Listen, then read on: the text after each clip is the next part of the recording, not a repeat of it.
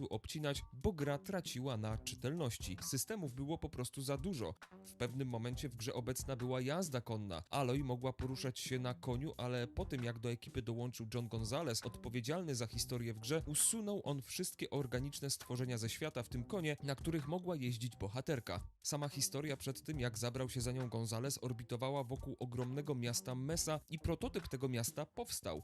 Było ogromne i ostatecznie przetrwało w jakiejś postaci. Pojawiło się ono w grze jako miasto Meridian, które było o 2/3 mniejsze od Mesy. Tak jak prototypy innych gier, te od Horizon były bardzo małymi wycinkami fragmentów oraz mechanik gry bez żadnych graficznych bajerów z podstawowymi modelami. Przykład Horizon pokazuje, jak wiele pomysłów może ostatecznie nie znaleźć się w grze, mimo tego, że początkowo wydają się fajne, ale to właśnie faza prototypów ma je zweryfikować. Czasem jednak dzieje się tak, że pierwsza wersja gry idzie w całości do kosza. W roku 2007 studio Crystal Dynamics wypuszcza grę Tomb Raider Anniversary, która jest remake'iem pierwszej części przygód Lara Croft. Wcześniej jednak ten projekt jubileuszowy miał powstać w studiu Core Design, czyli w studiu twórców oryginalnego Tomb Raidera. Projekt jednak poszedł do kosza, a Eidos, ówczesny wydawca gry, powierzył produkcję Crystal Dynamics. Być może wersja, którą robiło Core Design, była zbyt wierna oryginałowi, jeżeli chodzi o mechanikę rozgrywki. Rzeczywiście, jeżeli popatrzymy na prezentowany prototyp, to widać tutaj znacznie więcej podobieństw do oryginału niż w grze Crystal Dynamics. Ci w dużej mierze przenieśli mechanikę, sterowanie, system akrobatyczny z Legends.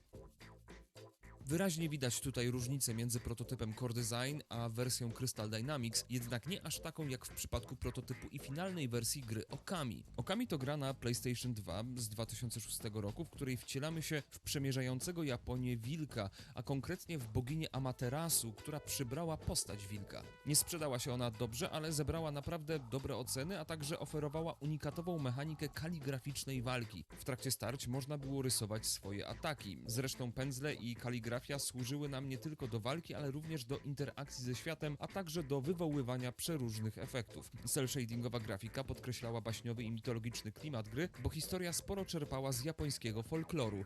Jednak początkowo Okami wcale nie miała tak wyglądać. Pierwsza wersja gry miała mieć bowiem realistyczną oprawę. Widać to na pierwszych zapisach z rozgrywki, a raczej z takiego dema technologicznego. I Bogom dziękować, że twórcy odeszli od realizmu graficznego, ponieważ to właśnie m.in. za oprawę graficzną Okami jest pamiętana. Dema technologiczne też często są takimi pierwszymi wersjami gier, to znaczy pierwszymi, które jesteśmy w stanie zobaczyć, które udostępnia producent albo wydawca. W 2002 roku na przykład studio id Software pokazało demo technologiczne gry Doom 3. I to demo miało zaprezentować nam klimat, horrorowy klimat gry, co stanowiło ogromną zmianę w serii, ponieważ wcześniej elementów horroru w Doomie, walki z kilkoma przeciwnikami, służy właśnie do testowania w właściwym silniku.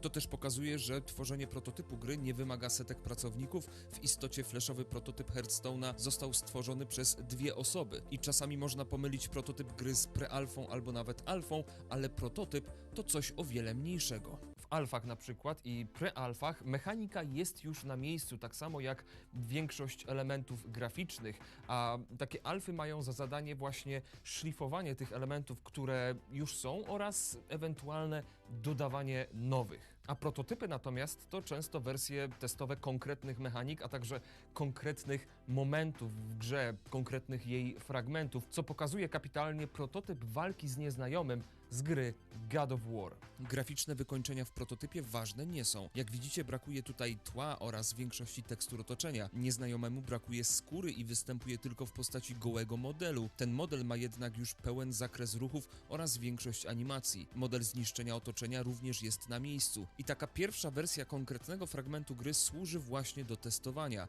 Po premierze gry mogliśmy jeszcze zobaczyć udostępniony prototyp, który funkcjonował jako demo prezentujące mechaniki gry. Widzimy więc rozgrywkę w postaci mniej więcej takiej, jaka znalazła się w pełnej wersji, jednak wyraźnie brakuje tutaj jakichkolwiek graficznych wodotrysków. Ten prototyp miał jednak nie tylko zaprezentować mechaniki, ale i klimat produkcji. Co ciekawe, w tym demie Kratos walczy głównie z ludźmi, a nie z potworkami, które spotykamy w pełnej wersji gry. Na takich prototypach, które są takimi bardzo podstawowymi wersjami gier, buduje się te pełne. I bardzo podobnie wyglądają pierwsze wersje The Last of Us. To specjalnie wydzielony fragment z podstawową grafiką oraz modelami, które mają testować na przykład system walki, przyklejanie się i pokonywanie osłon, a także pracę kamery. Jeszcze bardziej surowo wyglądają prototypy cutscenek, które zobaczymy w grze. Można pokusić się o stwierdzenie, że to growy odpowiednik filmowych storyboardów.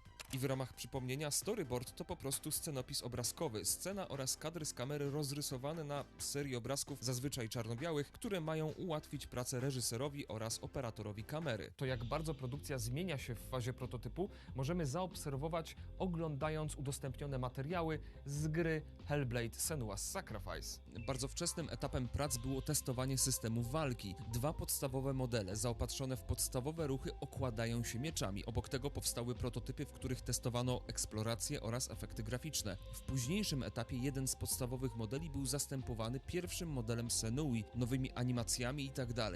Większość prototypów z Hellblade'a pokazuje nam testy mechaniki walki. Na przykład w tym prototypie bohaterka walczy z kilkoma cylindrami, które służą jako atrapy w testowaniu walki z kilkoma przeciwnikami naraz. Dopiero na samym końcu gra zaczyna nabierać jakiegoś graficznego kształtu. To jeszcze bardziej uwypukla fakt, że prototyp służy do testowania mechaniki, a graficzne bariery pojawiają się w produkcji znacznie później, a i wtedy nie są one trwałe, jak na przykład wygląd głównej bohaterki, który początkowo, a nawet w trakcie trwania pierwszych wersji alfa, znacznie różnił się od tego z pełnej wersji gry. To przecież nie jest twarz Mileny Jurgens, czyli aktorki, która wcieliła się w Senuę i dała jej życie dzięki technice motion capture. Taki proces narodzin gry od pierwszej wersji, od pierwszych prototypów, takiego raczkowania, niemowlęctwa, aż po dorosłość możemy zaobserwować również śledząc materiały z gry Horizon Zero Dawn. Horizon Zero Dawn to ekskluzyw na PS4, ekskluzyw, który wkrótce będzie również na PC-tach. Pomysłów na rozgrywkę w Horizon było sporo i wiele z nich wylądowało w koszu, tak jak pomysł na ekipę rozbiórkową, która przylatuje na wezwanie, gdy rozwali się wyjątkowo dużego mechanicznego dinozaura. Prototypy zaś często wyglądają jak coś z zupełnie innej gry. Na przykład na tym widzimy postać, która zupełnie nie wygląda jak główna bohaterka Horizon, która na dodatek strzela nie z łuku, a z bazuki do prototypowego modelu stwora o nazwie Thunder Joe. To był również model, który miał 27 unikatowych, wrażliwych punktów i w zależności, w który się trafiło, potwór zachowywał się inaczej.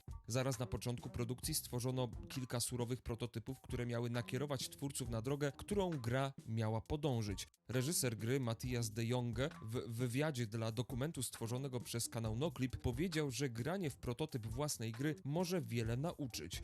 Rozmach dorównywał skomplikowaniu, ale wkrótce trzeba było te wszystkie pomysły obcinać, bo gra traciła na czytelności. Systemów było po prostu za dużo. W pewnym momencie w grze obecna była jazda konna. Aloy mogła poruszać się na koniu, ale po tym jak do ekipy dołączył John Gonzalez, odpowiedzialny za historię w grze, usunął on wszystkie organiczne stworzenia ze świata, w tym konie, na których mogła jeździć bohaterka. Sama historia przed tym, jak zabrał się za nią Gonzalez, orbitowała wokół ogromnego miasta Mesa i prototyp tego miasta powstał.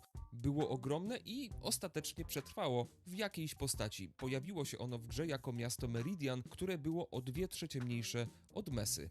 Tak jak prototypy innych gier, te od Horizon były bardzo małymi wycinkami fragmentów oraz mechanik gry bez żadnych graficznych bajerów z podstawowymi modelami. Przykład Horizon pokazuje, jak wiele pomysłów może ostatecznie nie znaleźć się w grze, mimo tego, że początkowo wydają się fajne, ale to właśnie faza prototypów ma je zweryfikować. Czasem jednak dzieje się tak, że pierwsza wersja gry idzie w całości do kosza. W roku 2007 studio Crystal Dynamics wypuszcza grę Tomb Raider Anniversary, która jest remake'iem pierwszej części przygód Lara Croft. Wcześniej jednak ten projekt jubileuszowy miał powstać w studiu Core Design, czyli w studiu twórców oryginalnego Tomb Raidera. Projekt jednak poszedł do kosza, a Eidos, ówczesny wydawca gry, powierzył produkcję Crystal Dynamics. Być może wersja, którą robiło Core Design, była zbyt wierna oryginałowi, jeżeli chodzi o mechanikę rozgrywki. Rzeczywiście, jeżeli popatrzymy na prezentowany prototyp, to widać tutaj znacznie więcej podobieństw do oryginału niż w grze Crystal Dynamics. Ci w dużej mierze przenieśli mechanikę, sterowanie, system akrobatyczny z Legends.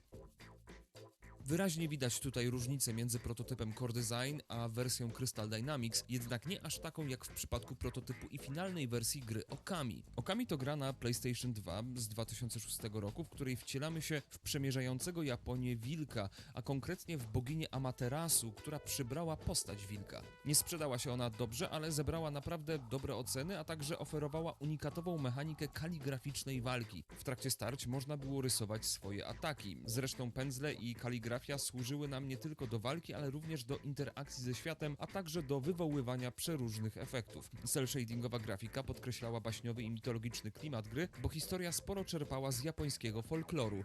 Jednak początkowo Okami wcale nie miała tak wyglądać. Pierwsza wersja gry miała mieć bowiem realistyczną oprawę. Widać to na pierwszych zapisach z rozgrywki, a raczej z takiego dema technologicznego. I Bogom dziękować, że twórcy odeszli od realizmu graficznego, ponieważ to właśnie m.in. za oprawę graficzną Okami jest pamiętana. Dema technologiczne też często są takimi pierwszymi wersjami gier, to znaczy pierwszymi, które jesteśmy w stanie zobaczyć, które udostępnia producent albo wydawca. W 2002 roku na przykład studio id Software pokazało demo technologiczne gry Doom 3. I to demo miało zaprezentować nam klimat, horrorowy klimat gry, co stanowiło ogromną zmianę w serii, ponieważ wcześniej elementów horroru w Doomie nie było zbyt wiele, no a także pokazać oczywiście, jak sama nazwa wskazuje, technologię, która stoi za całą produkcją. Dzisiaj może wydawać nam się to prymitywne, ale wtedy robiło to wrażenie. Takiego oświetlenia wcześniej w grach nie widzieliśmy. Z podobnym demem mieliśmy do czynienia, gdy planowana była kontynuacja. Pierwsza wersja nowego Dooma miała nazywać się Doom 4 i hulać na silniku, na którym postawiono Rage'a. I miała być to bezpośrednia kontynuacja trójki, trzymająca się jej klimatu. Co ciekawe, czwórka miała wprowadzić bardziej zaawansowaną mechanikę walki wręcz. Mechanikę, która pojawiła się w reboocie serii w postaci zabójstw chwały. I prototypowe testy tych zabójstw chwały możemy zobaczyć w bardzo surowej wersji. Ale nie tylko, bo takie testy często dają nam wgląd do rzeczy, które ostatecznie w grze się nie znajdą. Na przykład możemy podziwiać pierwsze testowe modele broni. Dotychczas mówiliśmy o dużych tytułach, za którymi stoją naprawdę wielkie studia, które mają ogromne środki, ale przecież każda gra zaczyna się od pewnego prototypu, ale gry niezależne, indyki również rodzą się z prototypów, to znaczy najpierw musi powstać jakiś prototyp rozgrywki, prototyp mechaniki, jakieś podstawowe asety graficzne, żeby potem na tym prototypie nabudowywać resztę. I to jest pierwszy krok powstania każdej gry, niezależnie od tego, czy to jest gra z wielkim budżetem, czy też gra niezależna z niewielkim. Przykłady możemy znaleźć, jak troszkę poszukamy. To jest gra Fury Unleashed polskiego studia Awesome Games Studios, rogalik, przy którym ostatnio bawię się bardzo dobrze. Początkowo jednak gra wyglądała w taki sposób. To prototyp, w którym widzimy jedynie podstawowe mechaniki gry, takie jak skakanie oraz strzelanie, bez pełnej oprawy graficznej. Do podobnych wniosków możemy dojść, gdy oglądamy prototyp gry Book of Demons, czyli takiego papierowego Diablo od studia Think Tank. Patrząc na screeny z prototypu widać jak na talerzu, że idea jest taka jak w pełnej wersji gry, czyli poruszamy się po konkretnej ścieżce, nad potworkami widać serduszka prezentujące ich punkty życia i tak dalej. Wszystko jednak w bardzo surowej formie. Warto również pamiętać o innej rzeczy dotyczącej tak zwanych pierwszych wersji gier. O tym, że to często nie jest jedna pierwsza wersja. Prototypów może być naprawdę wiele, mogą dotyczyć zarówno pojedynczych mechanik, jak i konkretnych fragmentów fabularnych, mogą być wstępną wersją cutscenki albo polem do testowania pracy kamery. Tak naprawdę prototyp można stworzyć do wszystkiego.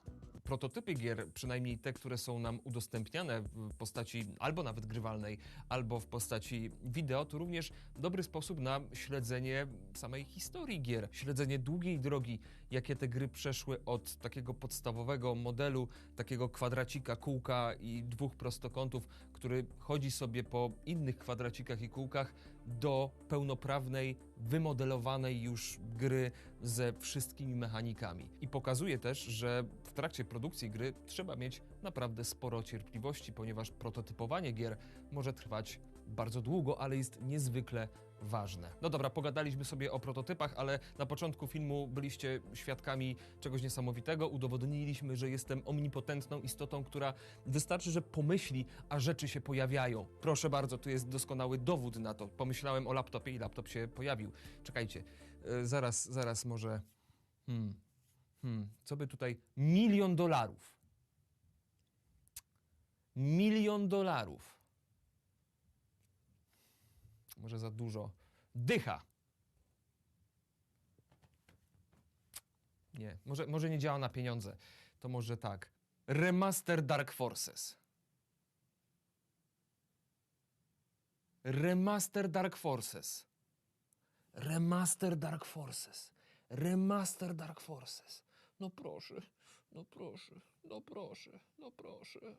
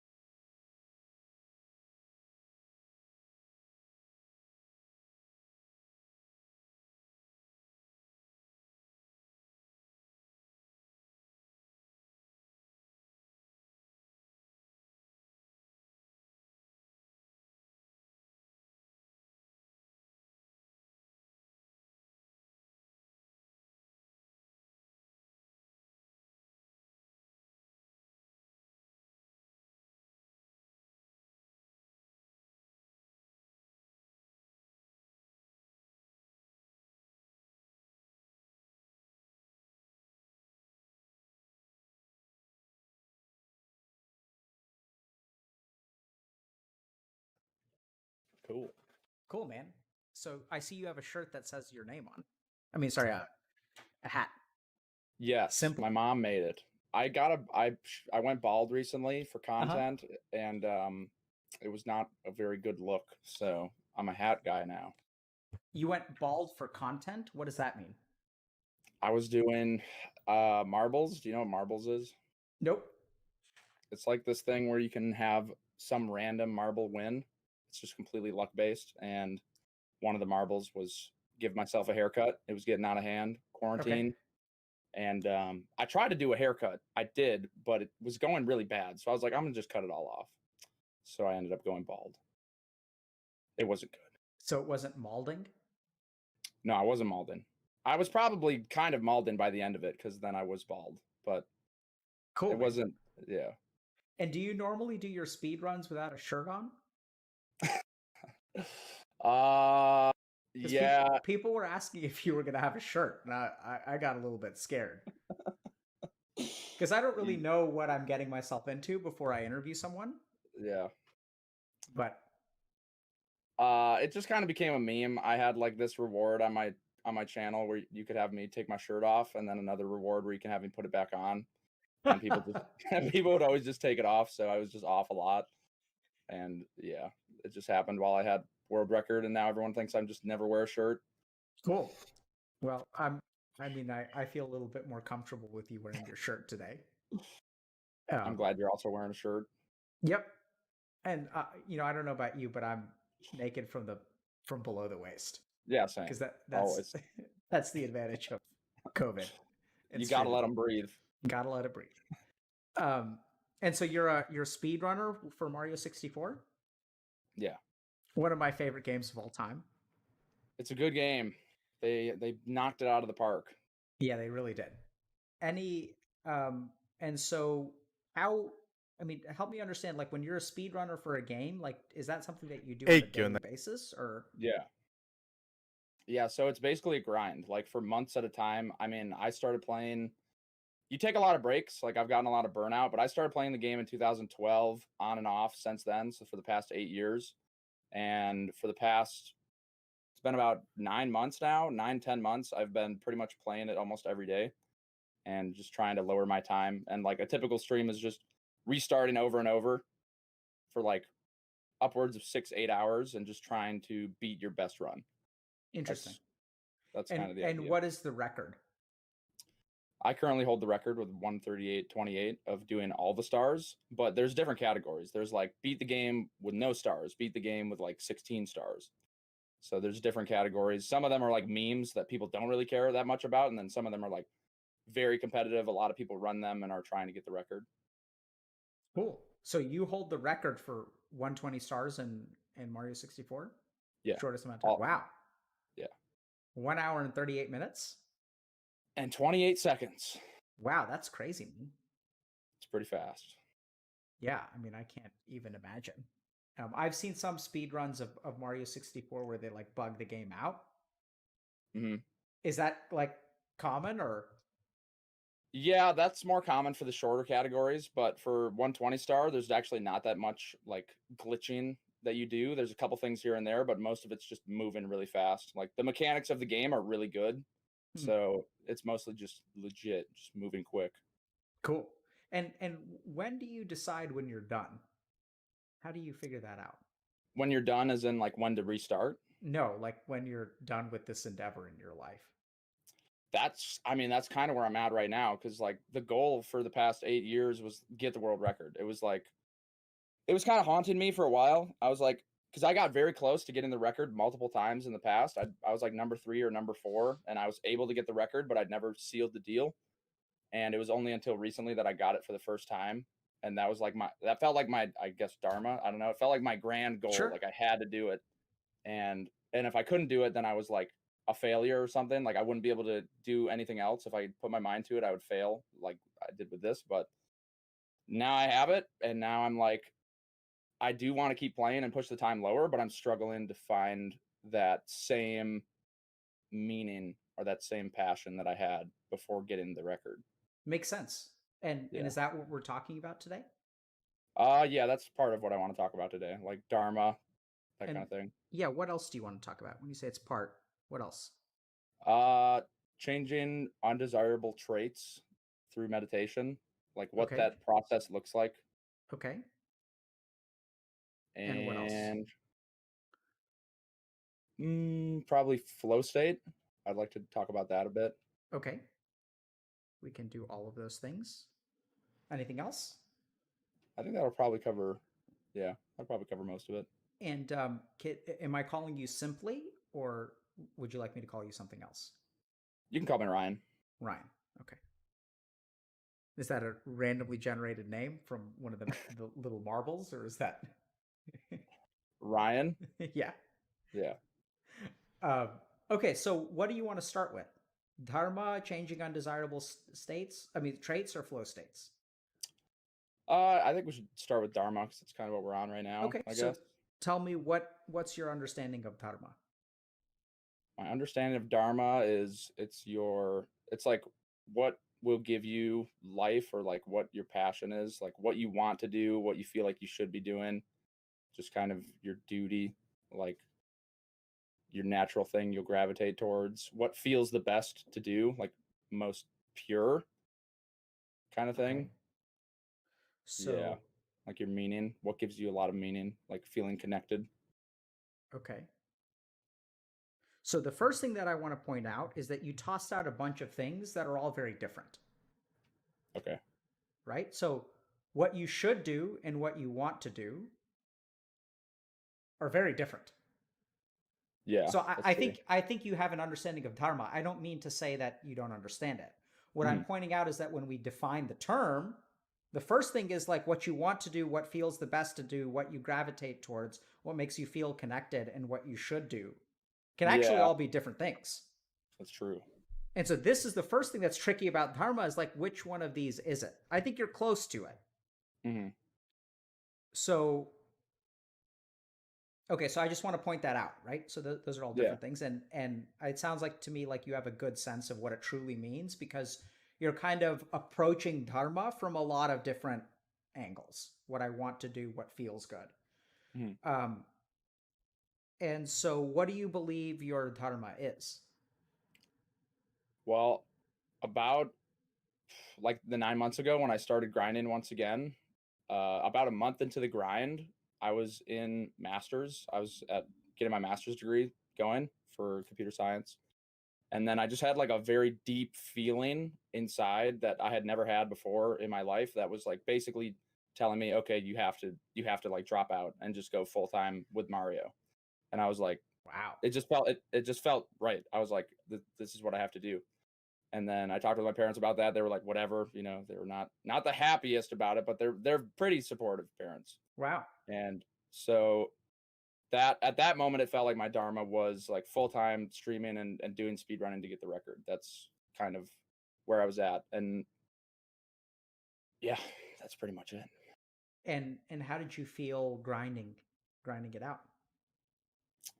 There's a lot of days where it felt really good, like some full days of just absolute joy, feeling like really, really connected with my chat, with my community, and just with myself. Like I felt very in tune, I guess might be the word, just very good. And then there was weeks where I was playing really bad, like getting nothing going at all, and I felt really down, and I felt like I was in a really weird spot because I dropped out to pursue this, kind of dream, and it wasn't going well. And I was like, it felt almost like my dharma got corrupted because I feel like I lost sight. Like normally it was like playing because I liked the game, and then it turned into, okay, I need to play good so I can get like my viewers, so I can still have the stream running. Because like if you're playing really bad and you're just not in the best mood, obviously people don't really care to watch. Like part of being a speedrunner is you're gonna get viewers based off like how good you're playing. Are you on a run? Because people like to come in when somebody's on a run, and there's like full days where you don't get anywhere. You're just resetting in the beginning. Okay. And so how did your dharma get corrupted? I think it's a good way to put it. What corrupts dharma? It was just things that I ran into while like going for the dharma, I guess. Yeah. I noticed I started caring a lot more about viewers and like watching that, and yeah, that kind of thing. Because I knew, this is only sustainable as long as I can like keep viewers or keep getting money because I need to pay rent or whatever. And so I started worrying more about those things, and it kind of didn't allow me to feel like comfortable. Like I just always had that fear in the back of my head, so I was unable to. I felt like I couldn't hit a flow state at all because I was always thinking about those kind of things. Yep. And I know that's when I would play the best, is like when I'm actually having fun. I just like stopped having fun. So, what's your understanding of how thinking about viewership corrupts your dharma? What do you mean? So, how does that work? Like, so you're suggesting to us a couple of observations. One is that you had this, calling deep Yeah. within your chest that was like, drop out of your master's program and play Super Mario 64 Yeah. all day, every day. And Yeah. you did that for a little while and you felt fulfilled. You were entering flow states. It felt like it was the right thing to do. Mhm. You were in tune, as you put it, which is such a great way to put it. Mhm. And then things started to not go well. I'm not entirely clear what came first, but then your dharma became corrupted. And what it Mhm. feels like it got corrupted by is you started thinking about viewers, you started thinking about making your rent, you started thinking about things being sustainable or unsustainable, Yeah. and then you were in a dark place. So how Yeah. do those thoughts corrupt your dharma? Like, what is the mechanism there? I'm not really sure.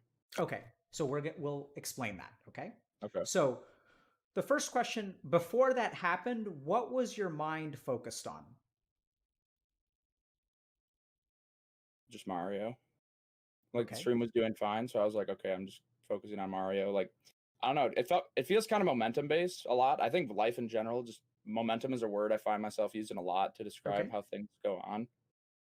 And I feel like it could describe a lot of things well. And in speedrunning, like you can have a good week where like you're playing good, bada blah, flow state, whatever, you're just popping off. And then I think there's like some weird thing that happens where you start to expect that. And then maybe you have one bad day. And then that's the beginning of the ball. And then the momentum just picks up. And then it's not just a bad day. It's like 2 bad days. And it's like, oh my good, I'm not good anymore. I can't play anymore. Like people don't want to watch. So I don't know if it's like a switch to viewers right away. I think it's like a gradual thing that Okay. happens. So it's almost like there's a momentum with the badness and a momentum with the goodness. Yeah. So Ryan, let me ask you a couple questions first. So I'm finding the desire to teach. Are you looking more for me to explore things with you or to teach you things? I'm down for either one. Okay. So I think what I would like to do is I think the description of your experience is wonderful. So I think you've stumbled upon a couple of really, really key concepts.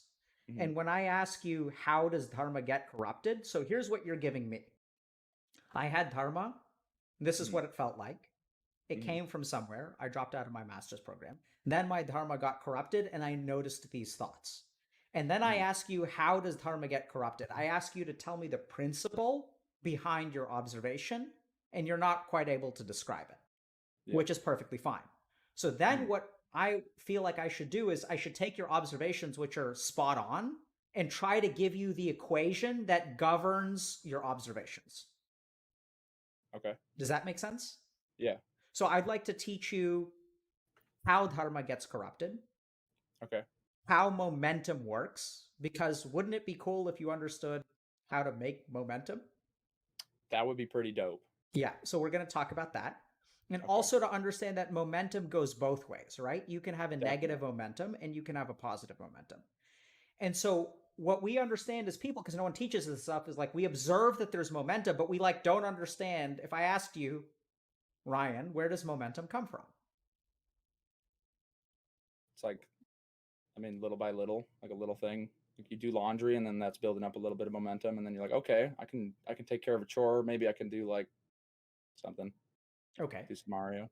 Yeah. So we'll talk about that. So the first thing that I want to point out to people is that, when Ryan, when you talk about Mario and living your dharma, you're not how much are you thinking about the world record when you feel in tune with your dharma? Not at all. Explain that to us. I mean, when I'm actually playing, like when I'm Yep. playing well or whatever, like I'm in the middle of a run. I guess you just get stung so much as a runner where you make a mistake and lose the run that you learn that you can't really get attached and you can't think about, oh, this is the one. This will be the one. This is the record.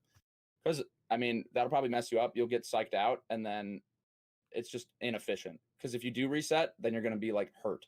And then playing when you're hurt sucks. You're just not going to play. So what causes the hurt? Where is the hurt born? Expectation. Beautiful. Right? So I want you guys to really listen to what Ryan is saying. This is a guy who quit his master's degree to beat the world record. And my question to him is, how much do you think about the world record when you play? And he says, not at all.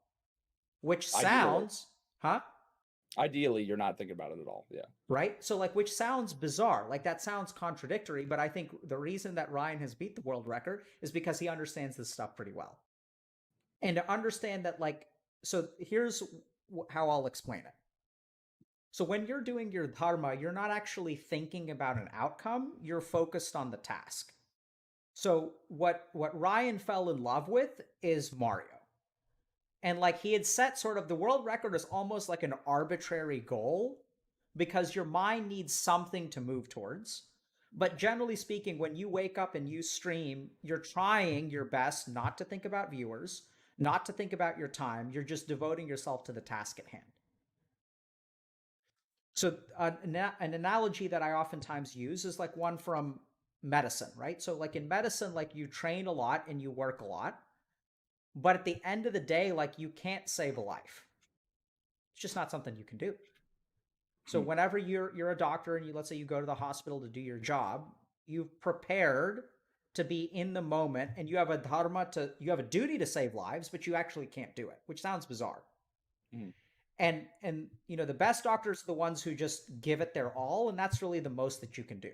And it's the ones who create expectations that, first of all, tend to do a worse job. And also, actually, I don't know if that's true. They suffer more for sure. But I think it's interesting because if you really like listen to Ryan, it's like very bizarre to hear the guys who holds the world record for 120 stars in Mario 64 to say, when you play the game, what do you think about the record? And he's like, I try not to. But that is what I've heard time and time and time again for people who pursue their dharma. Right? If you can take your pick of whoever. So when I think about my dharma, like I just show up.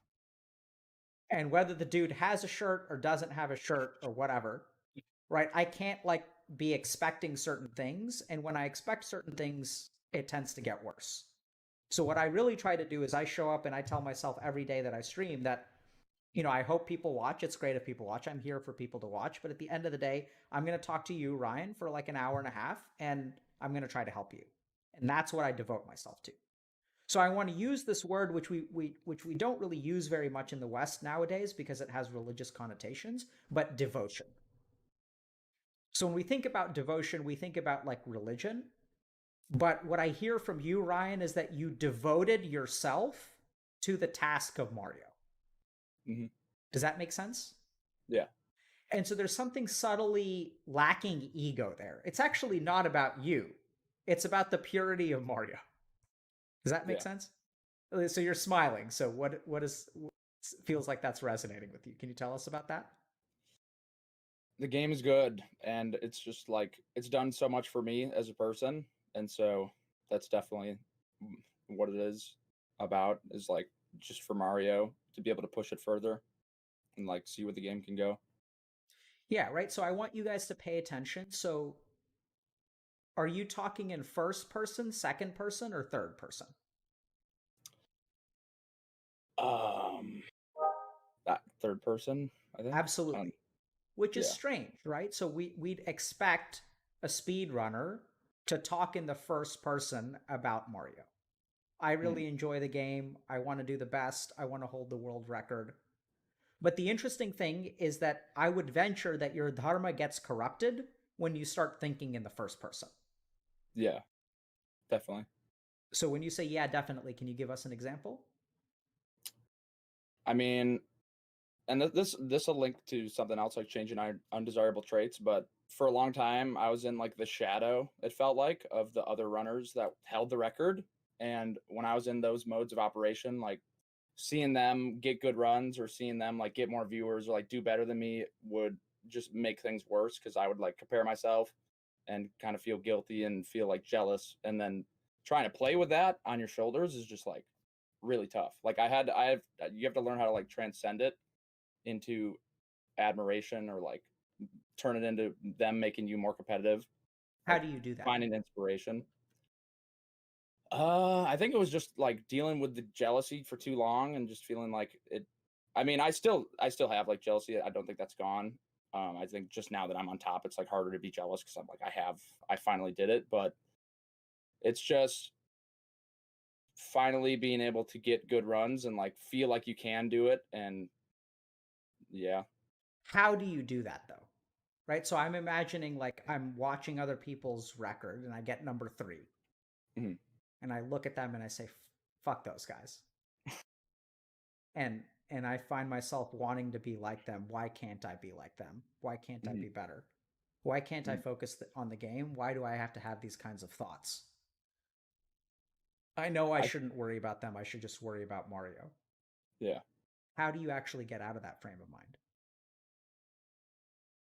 Probably looking at it more objectively, like not even looking at the run as their run, just looking at their run as the run. Like this is the run to beat, and looking at their strategies and seeing, okay, what am I not doing? Because not everybody's doing the same strats. We're like, some people are doing faster stuff here, faster stuff there. And so I basically just kept working on my own strats until until it just felt like I can definitely get record, no problem. Like just practicing a lot off stream, learning new stuff, and then getting to the point where I'm doing the same stuff as them. I am fast enough, etc.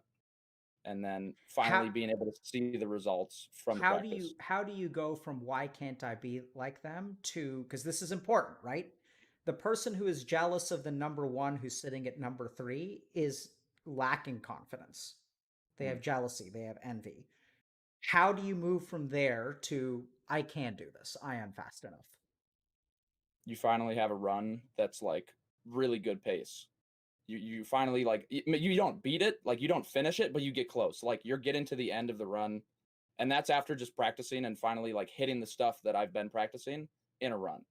Because like practice versus runs is two completely different worlds. Like you can hit something in practice, but then when you're actually trying to go to and doing that strat in a run, it's like it's going to be a lot different. Okay. So what I'm hearing you say is that you practice. Hmm. And when you practice, I think what you're doing is you're devoting yourself once again to the task, and then the ego steps aside. So I want to point out a couple things. One is that, so what are the things that corrupt dharma?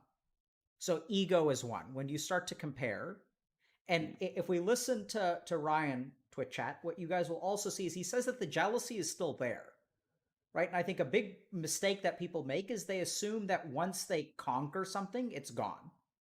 Even the word conquer implies like victory forever.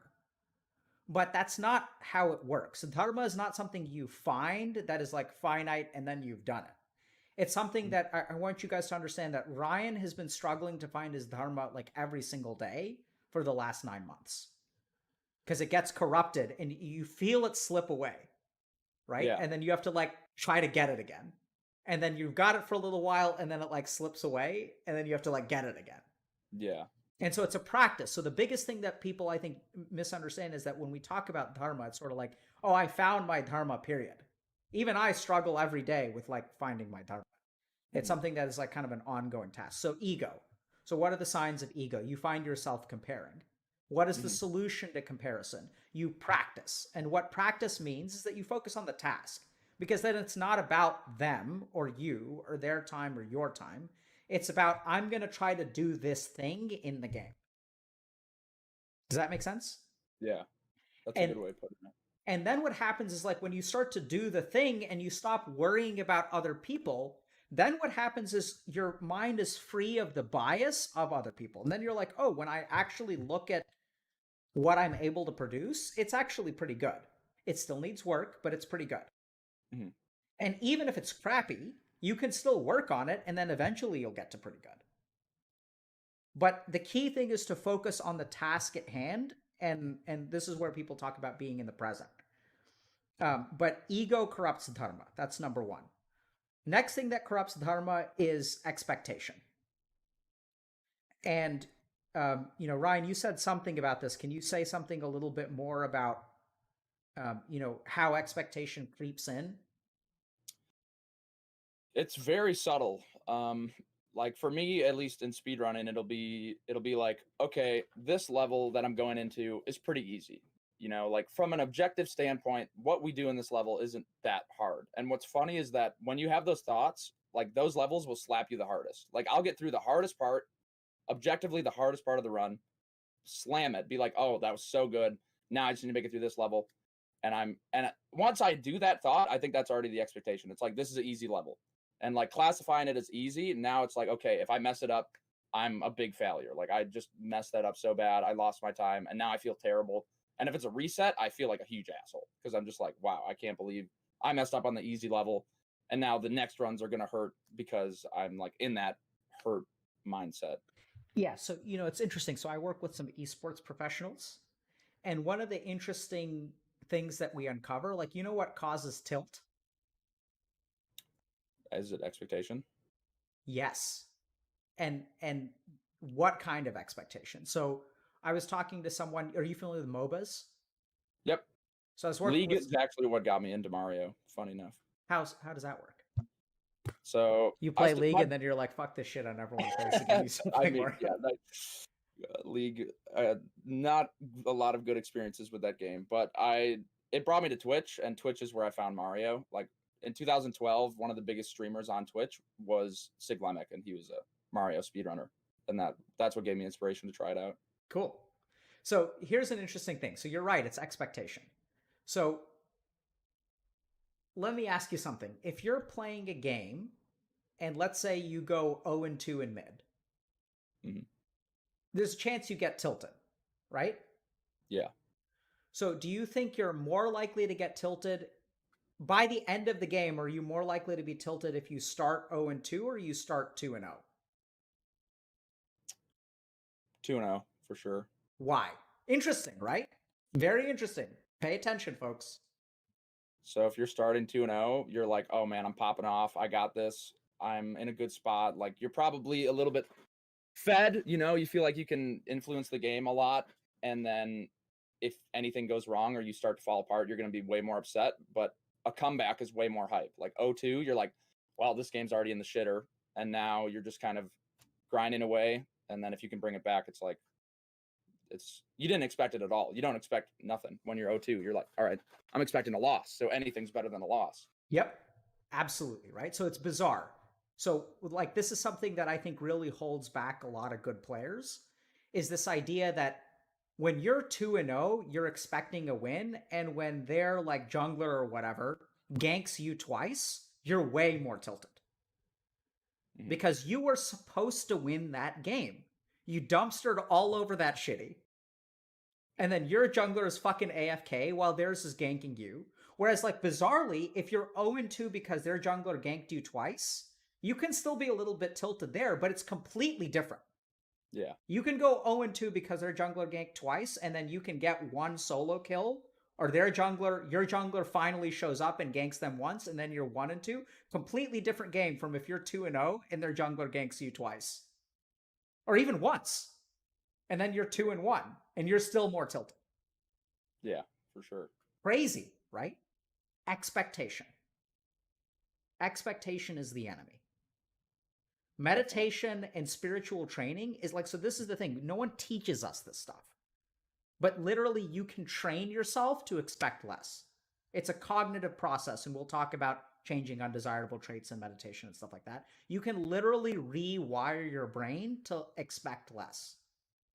When you rewire your brain to expect less, you'll be less likely to tilt, and therefore you'll win more games. Because the crazy thing is that when you're 2-0 and you get ganked twice by their jungler and you start tilting, the funny thing is like you're probably still even, or maybe you're a little bit behind because later kills are worth more than early kills. But you're not as far behind as your tilted self would think. Yeah, it distorts your perspective. It absolutely distorts it. And then you end up losing more games than you really should. And the reason that you lose the game that you should win is because you thought you should have won it already, which is bizarre. Yeah. So freeing yourself of expectation. And the thoughts are subtle, right? And this is also where meditation comes in, because like you see, and if you train yourself to catch the subtlety, so meditation is about actually increasing the subtlety of your mind. That's one of the definitions of the practice. It's your ability to notice things that are smaller and smaller and smaller about yourself. And so when it's like you're watching, like you're playing the game, and then you look over and you happen to see your viewer count. Yeah. And if you glance over and your viewer count is lower than it was yesterday, what happens? You start to feel worse. Why? What are the thoughts you have? It's like, why am I lower than usual? Am I not being as entertaining? Sometimes it's obvious, like you just know that I mean, especially back when like months ago when I was grinding, if you're doing bad runs, you're going to expect it to be lower because you're just like playing bad. It's like people aren't going to be there, but it still hurts. You're like, wow, people just want to see like good runs. And that's fair. That's how it is. It's kind of how speedrunning works. Yep. Well, so the interesting thing is that I think that when you say that's fair, that's not expectation. My sense is that when you look at the lower viewer count and you say that's fair, you're actually moving towards dharma. I think looking back on these moments, I can say that it's fair, but in those moments when it actually is happening, I probably don't feel that same way. Because if it's hurting, then I'm probably not thinking it's fair. I'm like, yeah. Yeah, right? So, but that too, you can see the difference. The way that you respond to that moves you further away from dharma or closer to dharma. If you say, yeah, these guys are, my viewer count is lower because I'm not performing as well. Let me focus on performing. And if the viewers are going to come, they're going to come, but it has to ultimately do with the way that I play the game. And if you start thinking about, oh, the viewers are not coming, and then you start thinking if ego arises, and this too, if you start to feel bad, then ego is more likely to arise. What do you think about that? When you feel bad is when you compare more. That's definitely pretty accurate.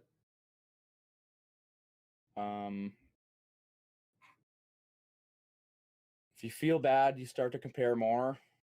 Yeah, because I mean, you'll be lower and you'll be like, well, yesterday I had more viewers, or these other players get more viewers when they play worse than me, or something like that. You just start going on weird tangents that don't even make sense anymore. It's like the momentum. It just gets, yeah. Yeah. So this is what happens. So bad emotion leads to ego. Ego leads to comparison. Comparison is a function of the ego. So if you're comparing, are you always in an ego state? Generally speaking, I'm going to say yes. You can make comparisons without ego, but for the most part, ego is what triggers the most comparison. So you know this because you can look at a different speedrunner and you can analyze how they do things and how you do things, and there doesn't have to be ego there. Yeah. But comparison is usually ego.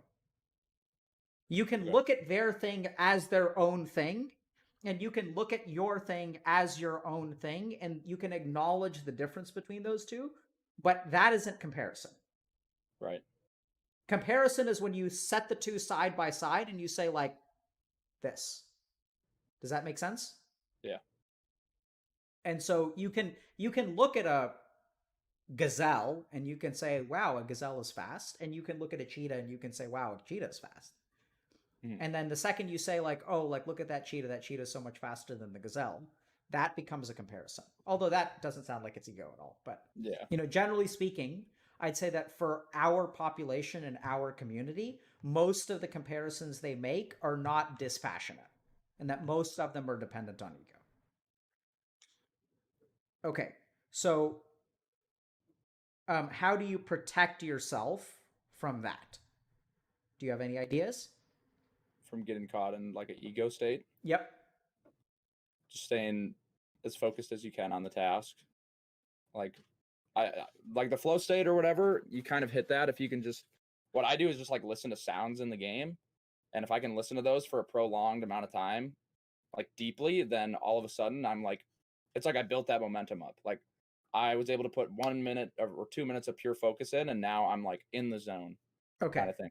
Beautiful. So that is a dharana that you're doing. So I want you guys to notice a dharana means a focusing technique. Your camera's broke. Yeah, thank you. I got you. So a dharana is a focusing technique. It's essentially a meditative practice. And Yeah, what I that's want what it you feels guys to notice is that when he focuses his mind on sounds, what he does is doesn't give fuel to the negative thoughts. And the negative thoughts breed additional thoughts. Yeah. Right? When you give in to an expectation, what happens? You've basically opened Pandora's box. Like that's And the what- beginning of the negative momentum. Yep. So tell me what Pandora's box looks like. Can you give us an actual example? I mean, one that I'm dealing with a lot recently is like, so I have this decision, like I want to keep my sleep schedule good, right? So it's like 2 a.m. and I'm like, okay, I can either go to bed or I can go like one of my big vices is eating and just like staying up late. So it's like either I go to bed or I just make like a plate of chips, watch a quick video, then I go to bed. And then if I go make that food, come back down, then before I know it, I'm like, it's like 2 hours later, I ate like multiple bags of chips, or like I'll just make snacks. Like we have so much junk food in this house, I'll just be like deep in the dumpster all of a sudden, and it feels like I got there, like I don't even remember how I got here. It's just like all of a sudden you're in the gutter. Yep. Right. So Pandora's box. One thing leads to another. There's so I want you guys to notice that the deviation from dharma starts with a subtle thought. It's a tiny, tiny thought. I can go to bed, or it's not even a decision. It's just a possibility at that point. Yeah. And then you give in to that possibility, and then that thought breeds another thought, which breeds another thought, which breeds another thought. And then you get stuck in a cycle of shame, or like a panic attack, or stuck in anxiety, paralyzed by fear. And all of those big, big thoughts that 2 hours later, you're covered in crumbs and your stomach is upset and there's like grease on your face, and you said make a plate of chips, which sounds delicious. Usually I eat them out of the bag, but it sounds like you take it to the next level. Which Yeah. I've never heard of anyone making a plate of chips. Maybe nachos. Nachos. Yeah, I make nachos. I'll just like get tortilla chips and put cheese on them, and then if we have meat, I'll put some meat on them. It's just, Damn like, straight, my dude. nice little snack. I didn't. That didn't slip by me. I can tell. Make a plate. I know what that's like. All right, put some black beans on there if you want to alleviate your guilt. You can even chop up like fresh tomatoes are good. Bell pepper is good. Ooh, that's dangerous. No, You're but like, I mean, "Yeah, like I'm at kinda-" least if you're gonna eat the plate of nachos, like chop some shit in there and then get some veggies. You know what I'm saying? True. Black beans also potentially healthier alternative to like taco meat. I get you though. I get you. Not as tasty. Sometimes you want it to just be greasy. You just want to be. Yeah, but the chips and the cheese is going to do that. Trust me. If you try putting some black beans on there and you season them, you got to season them well. And Okay, I'll give it a shot. If you're hungry enough at 2:30 in the morning, it's going to taste delicious, man. You don't really need the taco meat. Try it. Get back to me. Let me know. I'll let you know. DM me. Let me know. For sure. But the key thing here is that there's a subtle thought, and then it leads to this Pandora's box, as you put it. Yeah. And so the key thing is if you can catch that subtle thought at its inception and kind of catch it and not let it grow. And the way that you not let it grow is you can refocus your mind. So I think you do a good job of like your dharana practice, which is you listen to the sounds. So literally what you're doing with your concentration and your attention is you're focusing on a sound. And if you're focusing on a sound, you literally cannot think at the same time. Yeah. You may have distracting thoughts. So like your mind is focused on the sound and then it like deviates this way and then you bring it back to the sound. And then it deviates this way and you bring it back to the sound. If it deviates a third time, and each time it deviates, it gets a little bit weaker, a little bit weaker, a little bit weaker. And then ultimately it'll stop, and then you'll be in the zone. So that is literally the practice of meditation. Yeah. And it starts with a subtle thought. We talked about expectation. We talked about ego. So now we're going to talk about momentum. Any questions so far? No.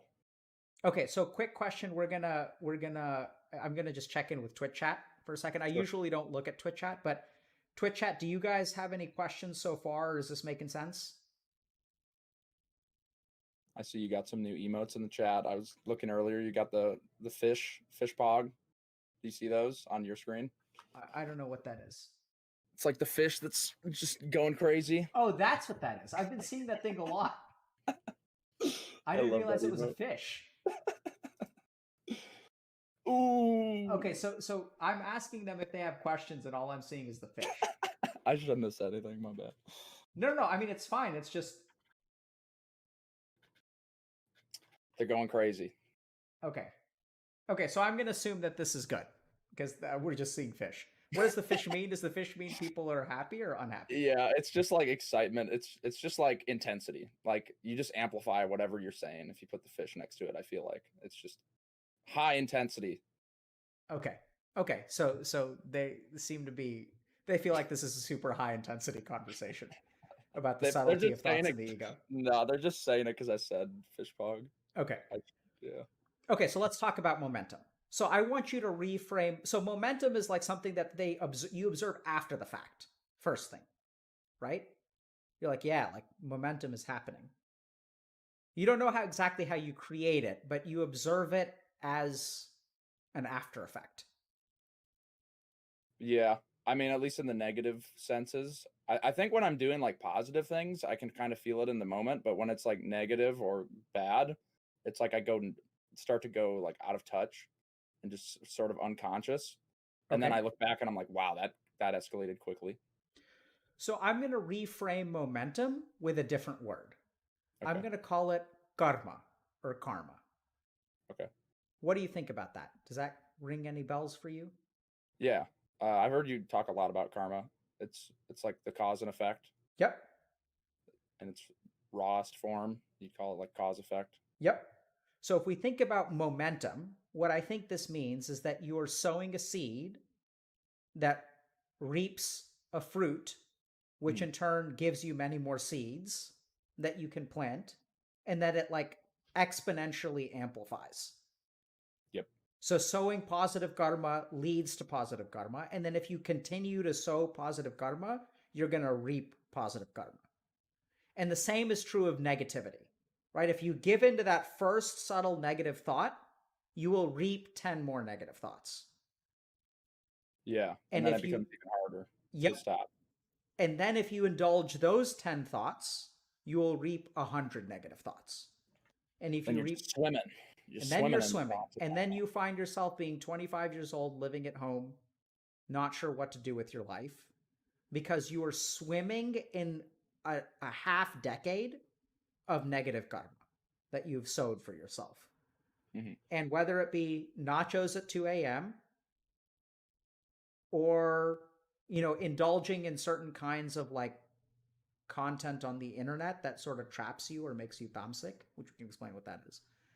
But like there's a lot of like negative karma, like using substances, I think is a good example of something that alleviates feelings in the present, but opens you up for negative karma down the road. Yeah, you're more likely to turn to that again. Absolutely, because it doesn't actually solve anything, right? It just makes you feel better. Yeah. And even in some cases, like if you look at substances like marijuana actually decreases your motivation. It doesn't make people stupider, but what it does is hamper with your motivational drives. And so the classic idea of a pothead is someone who sits around and doesn't do anything all day. That's because, that's sort of somewhat true. Mm. So there are productive people who use marijuana on a regular basis, but if you take 100 people and they use marijuana and you take 100 people who don't use marijuana, the people who don't use marijuana are more likely to be more productive on average. And so a lot of what happens in terms of like being stuck in life is essentially you're reaping all of these bad seeds that you sow. Mm. So you're reaping negative fruit from sowing bad seeds. And in momentum, it works both ways, right? Like if you maintain a good sleep schedule, like why do you care about maintaining a good sleep schedule? Because then everything else will be better. Like I cannot focus on it. How the fuck does that, what do you mean everything else will be better? How does that work? What do you mean everything will be better? What is it, like just a flat out buff 20% Yeah. speed? Yes. You're damn right it is. And that's you get your exactly stamina how back. it works. This is sowing positive karma, Mhm. right? Like literally your cognitions are better. Your brain clears out this waste product called adenosine, which is like a waste product from your brain. And adenosine, when your brain uses energy for cognition, it takes this thing called ATP and turns it into adenosine. And then when you sleep, you clear out that adenosine and you turn it back into ATP. And it literally means that your brain has more energy when you have restful sleep. And people who do not have good restful sleep cycles, which doesn't just mean the hours that you sleep, it also means the kind of substances that are in your brain when you fall asleep. It also means the ratio of like REM sleep to non-REM sleep. So generally speaking, your sleep cycle changes over the duration of your sleep. So it starts out with longer, I think, phase 1 and phase 2 sleep. Yeah. And over time, as you go through multiple sleep cycles, the phase 1 and phase 2 shrink. And I think you have more non-REM sleep. I'm a little bit rusty on the details. But literally, your 5th hour and 6th hour of sleep are not the same as your 1st or 2nd hour of sleep from a physiologic and neuroscientific sense. And then furthermore, that shift in your sleep cycle is reinforced by a circadian rhythm. Do you know what that means? That's just like your general sleep schedule. I don't know too much. Yep. So circadian rhythm is your body clock. So if you're used to sleeping at the same time every day, and it also is like your bodily clock, it'll enhance the quality of your sleep. So I think a big problem in terms of negative karma that our community faces is that they have crappy sleep, which in turn means that they're like, when you rest, you play RPGs? On occasion. So when you rest in an inn, what happens to your mana bar? Refill. Everything refills. You're back. Absolutely. In our community, when they go to sleep, their mana bar only fills up 60%. And then they're confused as like why they suck at life. Right? So it's nuts. Yeah. But like this kind of physiology stuff is important. And then the other thing, Ryan, I just want to say explicitly is you are the guy who holds the world record for 120 stars in Super Mario. And you are also saying that sleep is vitally important. Yeah. And so if you guys don't believe me, listen to the world champion. It's tough though now because like I feel like since I got it, it's hard to care as much about that. You know, like the hunger for like the thirst to play well isn't as in front of my mind. Like I feel like that I was able to keep a more consistent sleep schedule before the world record than after. Yep. Like So now it's just like whatever. Now we're going to talk about that and we're going to explore a little bit further. I just want to tie up one last thing about karma. So what I want you to think about for all of you guys is what are you sowing for tomorrow?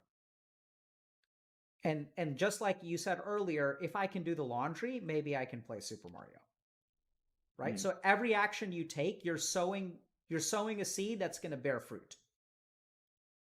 And so when you eat those nachos, that's cool. Like if you can even deviate a little bit and throw a little bit of tomato or bell pepper or cilantro on there, that's actually going to help you out the next day. That makes sense. Right? So it's going to help with your fiber. It's going to keep you regular. It's going to promote bacteria that are anti-anxiety and anti-depression in your gut when you have fresh fruits and vegetables. Literally, not kidding. There are studies that show that you can take depressed mice and do a stool transplant into healthy mice. And once you transplant their stool from the depressed mouse to the healthy mouse becomes depressed. Wild. But even something as simple as eating fresh fruits and vegetables can actually affect your mood. So think Eat about good, sleep good. Absolutely. So, but think about those things as positive karmas and tell yourself that like every time you do an action, you're setting yourself up for a mana buff or a mana debuff 3 days from now. And the more that you can focus on buffing up your mana bar, like 3, 4, 5, 6, 7 days down the road, the better off you're going to be. Okay. Definitely. Any questions about that, or you want to move to the hunger that's now been satisfied and no longer keeps you on track? I guess one question about that is like why is it so hard? Like, even if you know fully well, like, oh yeah, if I go to sleep, that's definitely the better move, it's still really difficult to just not go to, like, it's so easy to just stay up and just make that plate of nachos. Just Why do you think it's hard?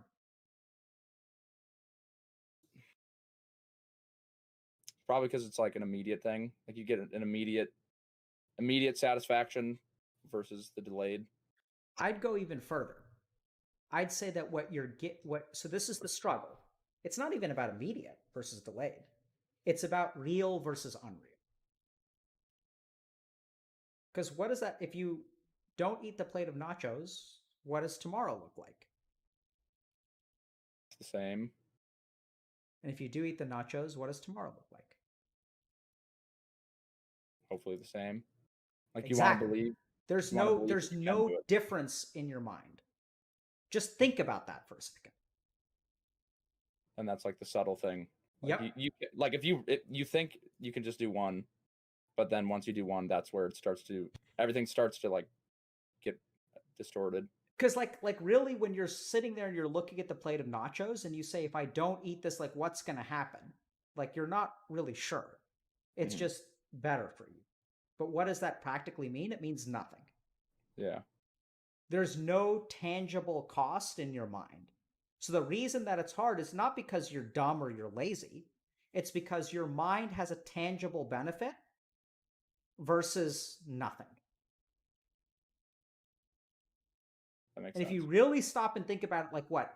You're going to chop up some bell pepper on your nachos. So what happens? Nothing. Nothing is going to happen. If you eat the bell pepper, you don't eat the bell pepper, how are you going to ever notice a difference? You're not going to notice a difference. Yeah. So this is where what you guys need to learn how to do is to act for no reason. The problem is that all of our actions are driven by reasons. This is what paralyzes us. Because we know what happens when you play the game for reasons, because we talked about this, right? Mm-hmm. What happens when you play the game for reasons, Ryan? You start to get lost in the sauce. Bizarre and crazy, right? Yeah. We're conditioned our entire life to do something because of something. That's what fucks us. Because what happened in our generation's case is we were taught you do this and then this will happen. And in our case, what happened is like we were told go to college and then you'll buy a house. And then like that was a scam. Yeah. And so we were taught, we were taught to do things for reasons. And then those reasons turned out to be false. So now you have a generation of people who don't know how to act because every time they've acted, it's for a reason. And so bizarrely, the way that you stop doing it is that like you let go of the reason. You say to yourself, I'm not doing this because stool transplants and rats alleviate depression. Like that's a stretch. Yeah. Right? I'm doing this because I choose to. I'm doing this because like as a human being, I want the capacity to control my own life. And I want you guys to understand that if you're doing something for a reason, you're not in control. Because if you take the reason away, you wouldn't do it. But there's like a greater reason, and would that be Dharma? Yes. That reason is internal, though. What I'm talking about is a particular outcome. Okay. In terms of a reason, right? Like if I tell you why would you eat bell pepper?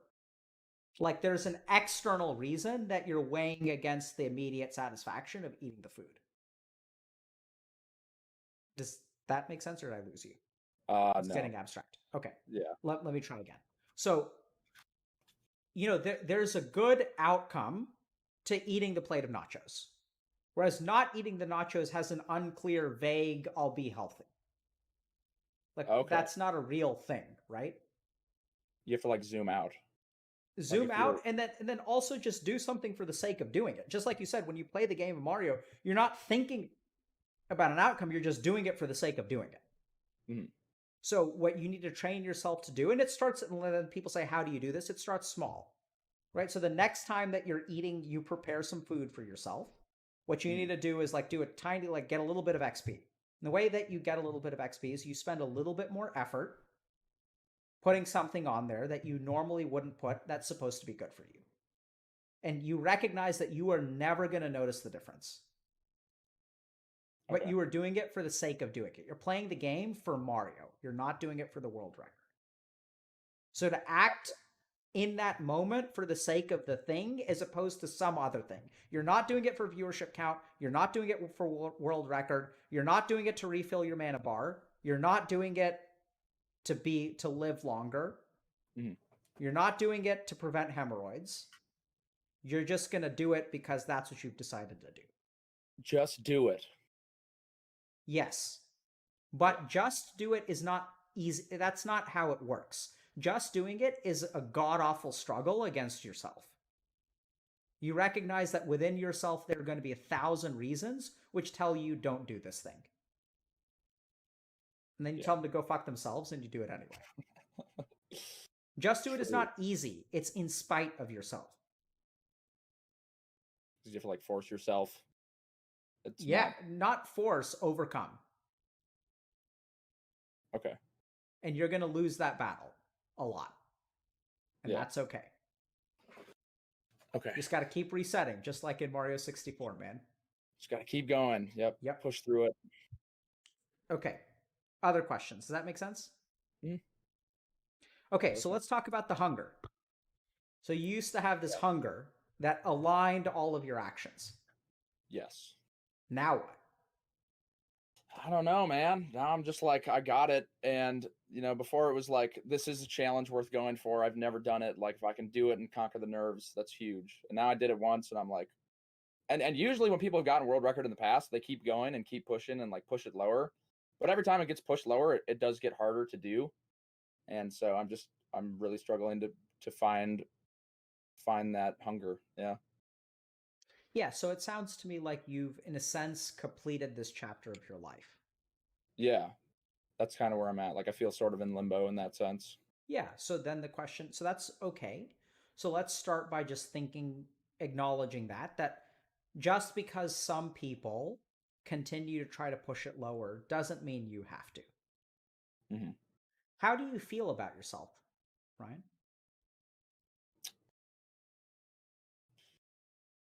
Pretty good. Okay. In general. How did you feel about yourself 10 months ago?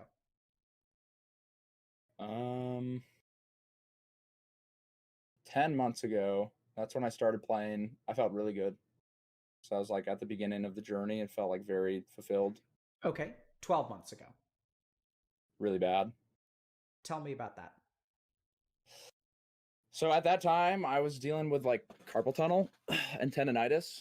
And that's why I had taken a break from Mario in the first place. And I was like really lost because I wasn't doing anything. Like anything that I liked doing hurt because I had like this chronic pain. And so like I like to make music. I like to what else? Coding, obviously computer science. Like I'd like to code stuff, and all of that would just hurt. And so I was just kind of in pain, and that was not fun. And so I didn't want to do anything. I couldn't play Mario. And yeah, I felt very, very unfulfilled. That was probably like the worst part, probably like one of the darkest moments of my life. At least it felt like it, just like very numb, very unconscious, very robotic. And then a viewer recommended a book to me that I was able to like conquer the tendonitis and carpal tunnel with. And then I came back. What was the book? The Mind Body Prescription. Interesting. Can you tell us about that? It's this idea that your repressed emotions are causing your pain, like your tendonitis or carpal tunnel. And so you have to like journal and try to reflect and figure out what are you not addressing in your life that might be pressuring you that you have no idea about. Like, yeah. And did you find that you were repressing something? Yeah, it was mostly stuff relating to my family, just like worrying about parts of my family was like a big one. And myself, like my pressure with school and like doing the master's program, I think was causing a fair amount. How do you feel about the master's program? At the moment? Yeah. Like now? I feel like it was a waste of time. Like I did it mostly because my parents wanted me to do it, and it was like a free ride. Like I was able to get in and do teacher's assistantship, so I was a TA, and then it was all paid for, which sounded like a great deal. And I was like, okay, I should do this.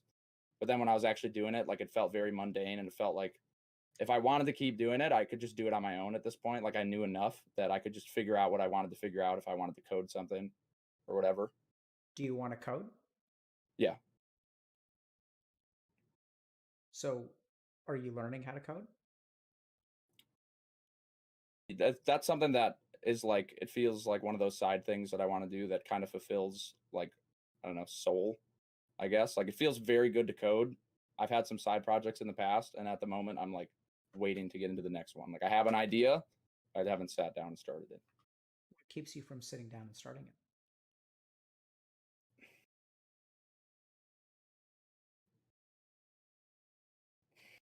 I'm not really sure. So I think that's what we have to explore. So here's what I think, Ryan. So I think that your karma and your dharma. So karma triggers your dharma. This is the first thing to understand. So the example that I use is, let's say I'm a doctor and I'm working in the emergency room. And what is my dharma? It depends on who comes in. Mm-hmm. Right? So if like no one comes in, then my dharma is to sleep well. And if someone does come in overnight, it's to wake up and help those people.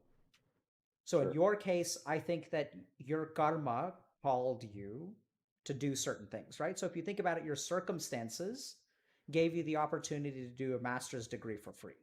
And that sounds like a wonderful, wonderful thing. You were so lucky, Ryan. Yeah. So privileged. Yeah. And then you were given that opportunity. And then in that opportunity, you had this little voice that said, this is not for me. Mm-hmm. And then you embarked on this journey. Your camera's blurry again, by the way. Oh, no. You embarked on this journey, and then you became a different person over the course of the last year. And it is my belief that the person that you are today is necessary for the next thing that you have to do. Okay. And that if you had not dropped out of your master's program, you would still have to conquer that level before you moved on to the next one. But think about the person that you've become over the last year. It's a completely different person. Yeah. And I don't think it's like, it's kind of bizarre, but like, you know, in video games, we don't like go to the last boss at level 2. We go to the first boss at level 2. Yeah. And then you get stronger, and then you do the next thing. So now you have a good understanding of, like, to a certain degree, expectation, your mind, how to do dharana, how to focus, how to let go of expectation, how to let go of comparison. Those are going to be important skills for the next phase of your life. Because the next phase of your life sounds like it's going to be directionless. And what you're going to happen is as you're directionless and you're working on this little project, which is going to be your dharma, you're going to look at a dozen other people who finished their master's degrees and got jobs. Mm-hmm. And you're going to need a certain amount of fortitude to stick with your thing. Yeah. Instead of deviating. And the way that you leveled that up is through Mario speedruns. Yeah. And so recognize that whatever force it is that has brought you this far is also supporting you now. And now the next thing it's trying to teach you is like, why aren't you doing that coding project? That's the next phase, I suspect. It may be something else. But I think that you know what you want to do, and your next phase isn't just figuring out like the motivation and studying yourself and looking at yourself and starting to do those things. Okay. And remembering that like you can get caught up about what you should do and stuff like that, but once you pick up the controller and you start playing the game, the rest is going to take care of itself. Yeah. Starting is the hardest part. Yep. And so now you need to learn how to do that. Because now you've got 10% to 90% taken care of. It's 0 to 10. You've been training on 10 to 90 for the last year. And even to a certain degree, you've also trained about getting 0 to 10. Mm-hmm. But I mean, to me, it feels like you should code. What do you think about that? I mean, well, I'm still streaming. Like, that's my main thing. I'm still doing full-time streaming. So I obviously want to keep doing that. But yeah, I think when I think about like when I felt the best, it's like I'm feeding myself. I feel like there's 2 pillars of my well-being. It's like health is like sleeping, eating, meditating, exercising, and then there's like soul. and that's like the hobbies, like Mario, coding, music, whatever. And so I just need to actually do it. Like, Yep. get, But once again, notice that, actually doing it is not just doing it. It's the yeah, opposite. That every day you wake up, and because remember, like, the reason you can't do it is because you don't know why you're doing it. There's no goal. Does that make sense? yeah. And so what's the solution to that? Do you have a sense? Going in without any expectations Yep. and And just what that means is to have no reason to do it. mhm, Remember that, right? So like the key here is like, why is it hard to eat the plate of, why is it easy to eat the plate of nachos? It's because you do something for a reason or no reason. And it's hard to pick no reason over a reason. yeah, for sure. And so you're going to wake up tomorrow and you're going to have no reason to code, and you've got to do it anyway. Acknowledge that, notice that. Say that there's a part of me that wants to sow the seed of karma that will bear fruit 3 months from now. But the effort of digging and planting and sticking the seed in is like, you're not going to see any yield from that. Maybe the seed will never grow. Mm-hmm. Just do it is not easy. It's actually very hard. You have to do it in spite of all the things that hold you back. I like that. Right? It's like you have to continue playing in spite of the fact that you're number 3. Moving forward in life is about abandoning reasons, not finding them. Yeah. I think I realized that when I actually like finally made that final push to record. Like I was like, I know I can't do anything about viewership or anything. I just like completely surrendered. And I was like, I'm just gonna play. I'm not looking anymore. And then that's when everything just got way better. Yep. So these are concepts that unfortunately have gotten tangled up with religion, but devotion and surrender are key. yeah, definitely. This concept of like, that's literally what happened with me too. Like, I showed up on Twitch one day and I was like, I'm going to do this thing. And I thought that if in 1 year, if I had 200 concurrent viewers, that would be a success. Turns out Now that you're was popping. slightly more than that. Yeah. Right. And I think it's about devoting yourself to the action and not worrying about the viewership count. Recently, too, we had a little bit of an interesting conversation at Healthy Gamer about like who we interview on stream and what kind of content we do. Because we noticed that the more bigger streamers we have, the bigger our viewership is. And so it's like, do we want to cater to that? Do we want to continue growing? We said, Yeah. actually, no. That's not what we showed up here to do. We showed up here to help people. And if our viewership tanks, our viewership tanks. So be it. Right? It's about having conversations. Oh, you're not like, because here's the thing, Ryan, you're not going to have some kind of emotional catharsis at the end of this conversation. Yeah. Which is going to impact our viewership. Oh, But no. instead, what we're going to try to do is help you. And if the viewership goes down, the viewership goes down. Right? You do the thing for the sake of the thing. Yeah. And in your case, I don't know exactly what it looks like, but I think I'm not too worried about you finding your dharma, because I think it's just, you've got that voice. Like, you want to code or make music or whatever. Mm-hmm. So you start planting those seeds, and then something will take root, and then karma will show up and will tell you what to do. But karma waits until you're ready. And what kind of coding do you want to do, if you don't mind me asking? Making games. Obviously, right? So like, This is where I think bizarrely, if you want to make a particular kind of game or you want to work for a studio, do you have a resume? No. I mean, yeah, but it's outdated, kind of. So like, I think that, as crazy as this sounds, I think if you say I was in a master's program, so you're going to have a cover letter, and you say, I love games, I love to code. You got to code a couple of things so that you have like some kind of resume. And then I would put on your cover letter, I had a full ride master's program that I dropped out of to become a streamer. And I hold the record for Super Mario 64, and now I'm ready to get back into coding. I understand games. I understand them in and out. I'm also a good coder, and I don't need a degree for that. Will you give me a job? Here's what I can do.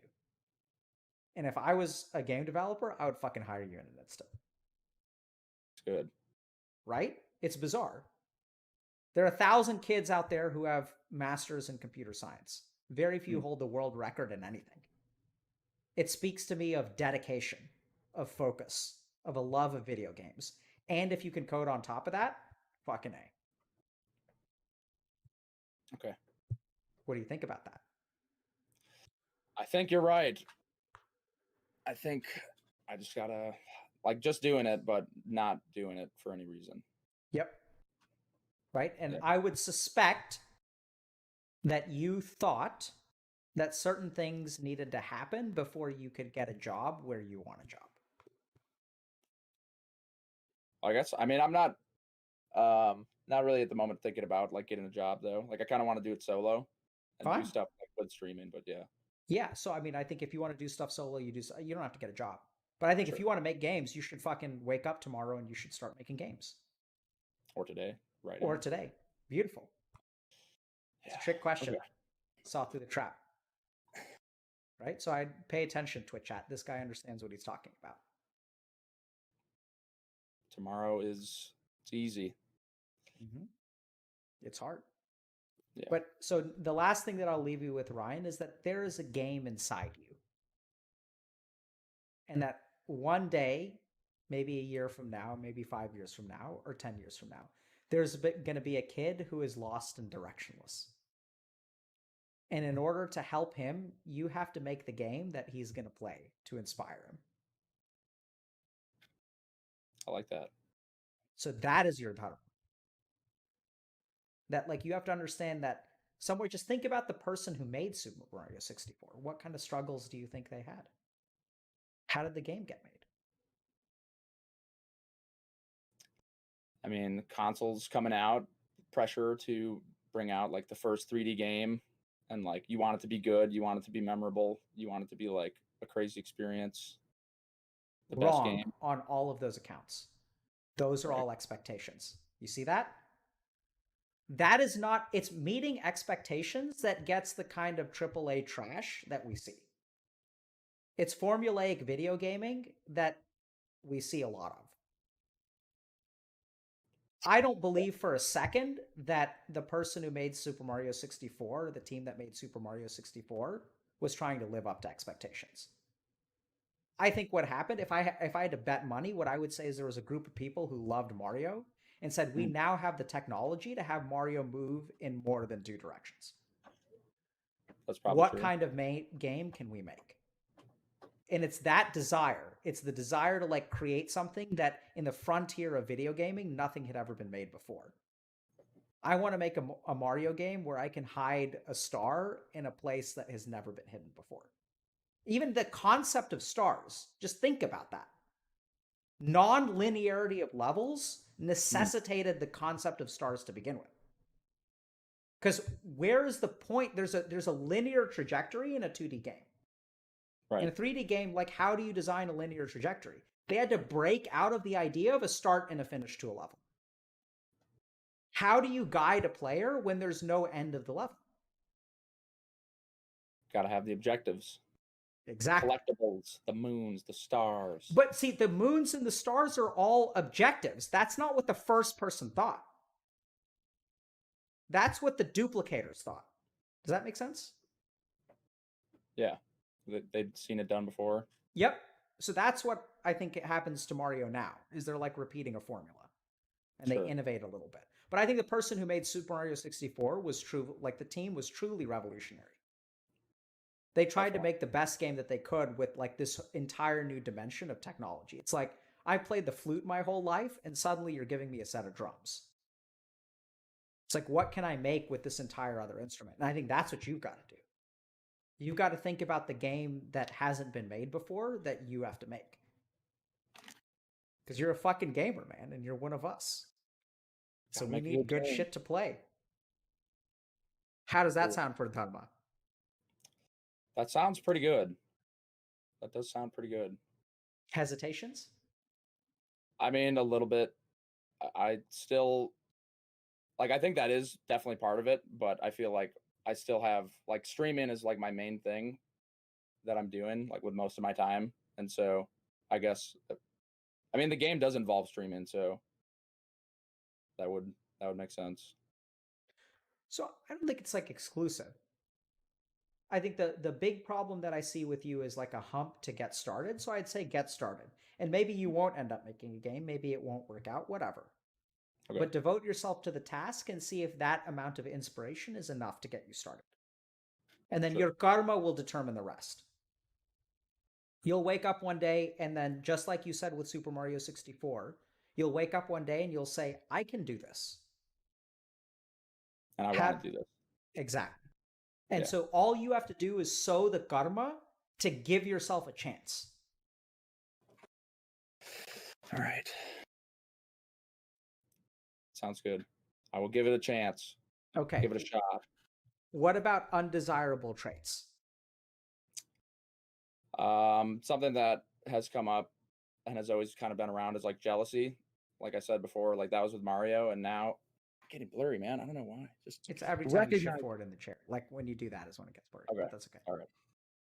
And now it's like I have seen some growth from streaming, and now I'm before I wasn't really comparing, or sorry, before I was comparing, and then I saw some growth, you know, from world record, and now it's like I thought that I solved it because I wasn't doing it anymore, but now I'm finding like new things to compare to other streamers that are bigger. You know, it's always like the climb, and it's just it feels awful, and that's part of the thing that pushes the momentum sometimes. Like it's not even about like should I get a plate of chips?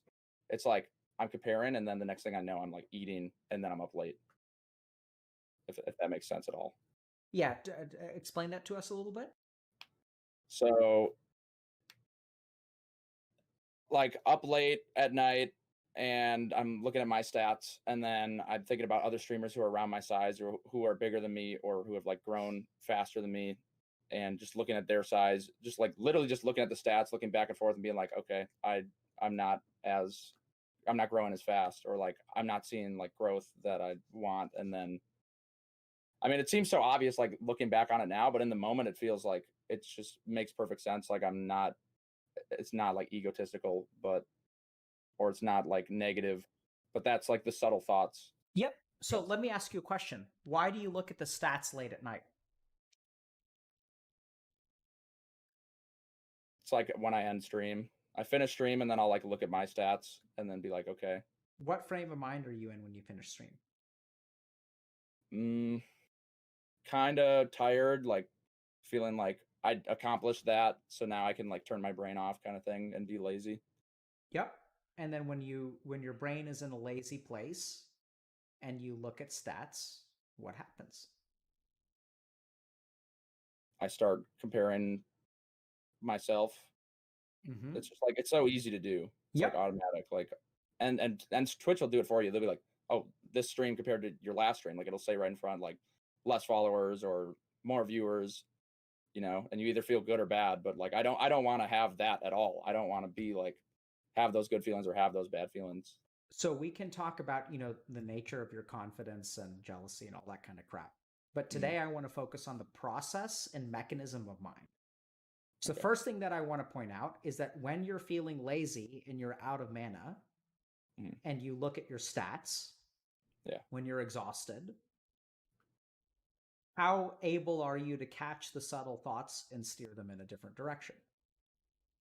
Not at all. Right? And so then they start to feed and they start to grow. It's just as simple as when you look at your Twitch stats. I would once again bet money that if you looked at Twitch stats, if you dedicated a time of your day to work on your stream, not just look at it like a report card, but say like, okay, how can I grow my stream? Let's do some analysis. But you did so with a full mana bar, your experience will be completely different. So maybe don't do it late at night after I'm burnt out, when I'm not really in a great place to be doing it. Exactly, right? So if you're not in a great place, your mind is going to be exhausted, and then you're going to latch on to things that you normally wouldn't latch onto with a clean head. Definitely. And so as bizarre as that is, like it's strange, but like just the fact that you're looking, and it's hard because I don't know why our mind does this, but our mind feeds us the worst kind of information when we are the most vulnerable. Yeah. When you're feeling bad about yourself is when you go and like you look at like the social media profile of your ex-girlfriend who cheated on you and saw how awesome her life is. Yeah. You just want it. It's weird. I have no idea, but it's like you want it to get worse Yep. in a way, like a part of you. You just want to make it the worst it can be. Absolutely. It's Mm. weird, right? That our mind does it. And you let it. Yeah. Because there's And like that, I mean, that happens like with friends too, like good friends, like friends that I really like hanging out with and like talking with. You know, when good things happen to them, like there is always that side that's like, man, I want that to happen to me. Like I like envy or jealousy and trying to find a way to like, you know, sometimes I'm like, oh, I'm so happy for you, but like I'm really like the way I'm feeling is not exactly that, but I don't want to say that because it's like you're just bad friend if you're just like jealous of someone. Yep. So I think Ryan, you have some work left to do, my friend. Right? So there's something about you, and maybe this is a conversation for a different day. Mhm. Because I don't know if we have the time for it today, but to think a little bit about why can't you be happy for someone else? Because something within you is unsatisfied. That makes sense. Right? It's like when I sit down to dinner and I eat my meal, and then someone else is eating their meal, and they say, "Wow, this is really delicious," and I can be like, "Oh, wow, that's awesome, man! I'm glad you really enjoyed it." But if I don't have any food and I'm broke and homeless, and someone else is talking about how their food is so delicious, it's really hard for me to be genuinely happy with them. For them. That makes So perfect what's sense. missing? You got to have a good meal. You got to be enjoying what you're eating, then you don't care. Like, Yep. yeah, I think the jealousy's definitely been worse after the world record than before for sure. Because I felt like way more fulfilled during the grind. That makes sense. And so there's something left where like you had to conquer some demons to be able to walk away from on paper what seemed like a wonderful opportunity for a master's degree and live your life, and you've achieved. And it sounds also like you had to do some emotional work around conquering your tendonitis and your carpal tunnel. Yeah. But I think there's definitely a conversation that needs to be had about like, why are you unsatisfied with the life that you have? And I think you know the answer. Yeah. You have a Got a code. sense? Got a code. Got to feed my soul a little bit more. I don't think that that's the entirety of it. I think that something happened to you that left you very unsatisfied. You felt like you got a bad beat. I think that there's some expectation in your life that has been dashed. What do you think about that? It's probably the world record. Like I had this big goal and then I finally achieved it and then like nothing really changed. Like I was surprised how little I felt after getting it. Felt like a void. Kind of. Interesting. I would suspect that something happened even earlier in your life and that it's not related to the world record at all. But definitely, you're saying that the world record felt kind of like a letdown. Yeah. I mean, in the moment, it felt amazing, but like the following days, it's like, okay, now what? Yeah. Kind of thing. Yeah. So the now what is also some part of your being telling you, now what? Let's do something else, which is okay. I have a question about like, is there any like question I can ask myself when to check like if I'm in the state of, am I sowing like negative or positive karma? Is there a way to check, or does it just depend on the thought? Like better ways to tell, okay, is this going to be bad or good? Yeah, so I think it's not so much a question, but a state of mind. So I'd say that the two things to look at is, am I experiencing negative emotion, and is ego present here? Right? So it's about looking at expectation, it's about looking at ego, it's about looking at your internal state of self. And if you're behaving from a tranquil center, then you'll sow positive karma. And if you're behaving from a non-tranquil center, then you'll sow negative karma. And I would really so I think a good example is like really look at yourself when you finish stream. Why do you want to look at stream stats then? It's just like, it's become a habit over time, I guess. I don't doubt it. But why did you start?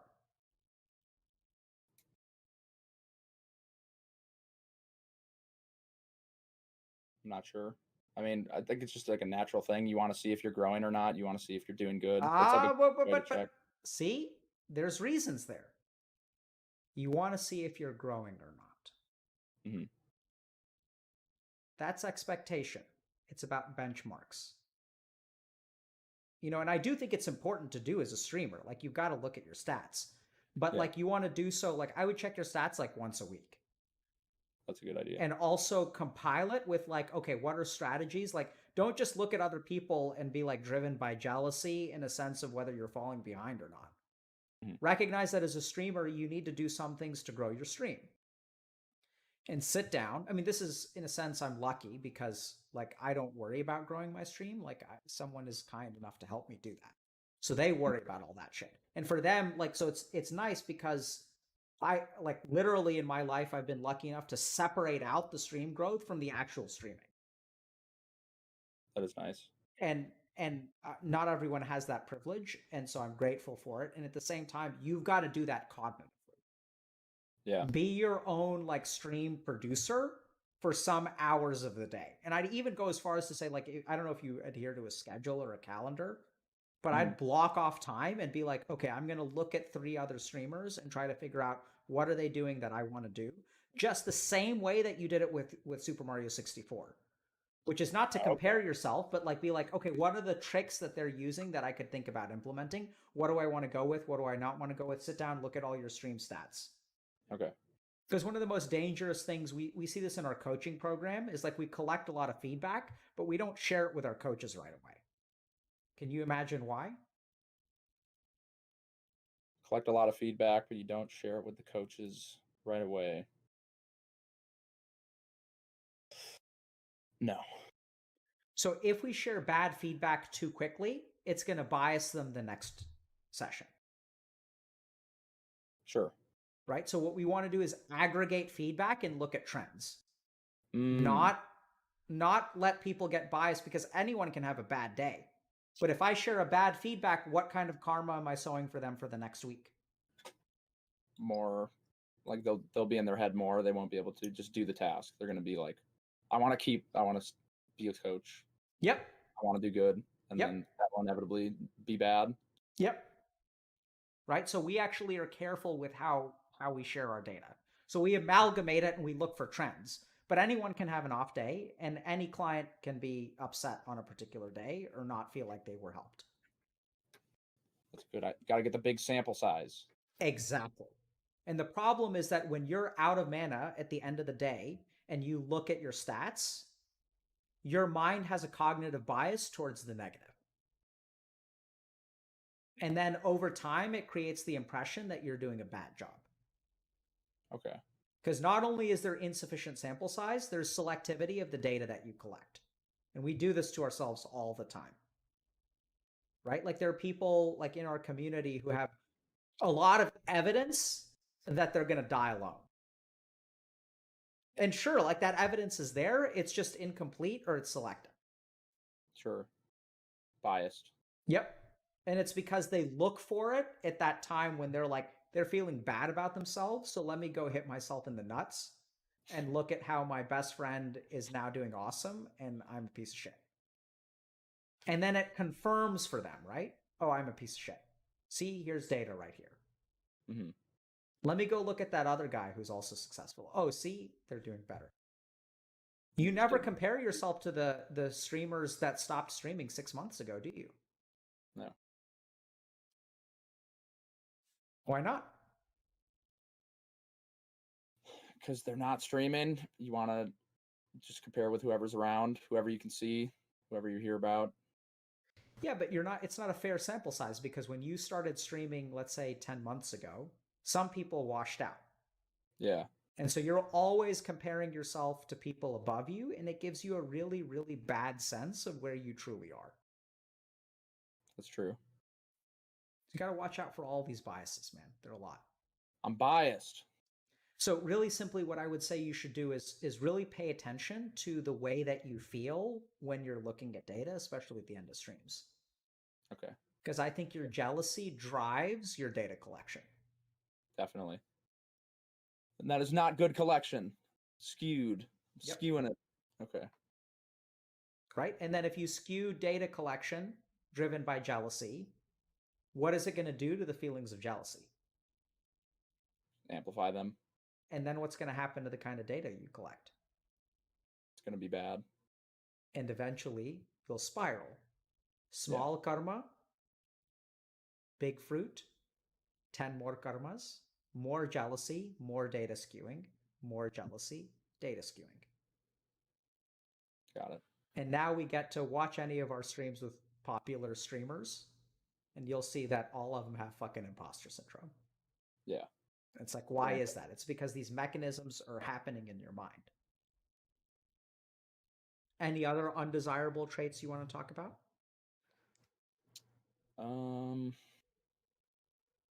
mean, that's probably the biggest one, is just like the jealousy thing. So concretely for jealousy, the two things I'd say to you, one is be careful about the way that you reinforce it, right? So we just talked about that. Second is I would do whatever that mind body prescription book told you to do. I would consider doing that again, but focusing on jealousy. If you want to come back on stream, we can dig into that together.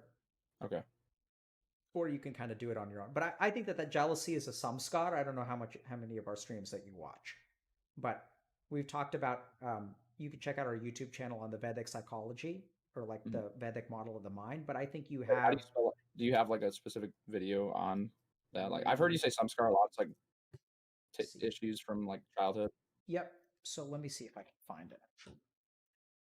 Let's see if any of our mods are around. I can do some digging afterwards. Okay.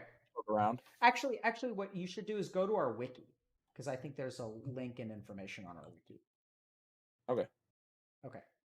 Yeah, here's the link. I'm gonna post it in the Twitch chat. Okay. Okay. And then just look at samskar, and then let's see if we can. Yep. Yeah, there's a link in there, so the wiki's how to do it. All right. Sweet. I'll check that out. Yeah. So, any other questions? How much time do you have? About 10-15 minutes. What's up? I think the last thing, something I forgot to mention, is like going deeper with meditation, or like meditating on those undesirable traits. Like, obviously outside of meditation is one thing, but am I able to like tackle the jealousy like inside of meditation? Like, absolutely. Okay. Yeah. So you want to tackle jealousy? Yeah. What kind of meditation do you do? For a while I was doing Zen, and then I saw you do Third Eye, and that was like a really good session for me, and so I've started doing that since. So that's okay. all I've done. Third Eye meditation is very well suited for you, Ryan. So I would encourage you to do it again. I can teach you another Third Eye practice today if you want. Sure. So I'm going to combine two things, okay? The first is, so I would feel you can dissolve, you can both use meditation to dissolve and to understand the jealousy. Third Eye is not going to be about dissolving. Third Eye is going to be about understanding. Okay. So what I would do is put yourself into a particular meditative state that is cultivated by a Third Eye practice, and then generally direct your intent. I don't know if that makes sense to you or not, but you know, when you get into a meditative state, you're kind of there, but not there. Sure. Okay. And then just let the jealousy come. And from that state, experience the jealousy. I know it's kind of hard to describe, but it's like, this is hard to, you just have to do it, and then you'll kind of get a sense of it. So if you've been doing this, charging the laser beam practice? Yeah. Okay, can you breathe in and out through your nose? Yes. Can you tell which of your nostrils is more open than the other?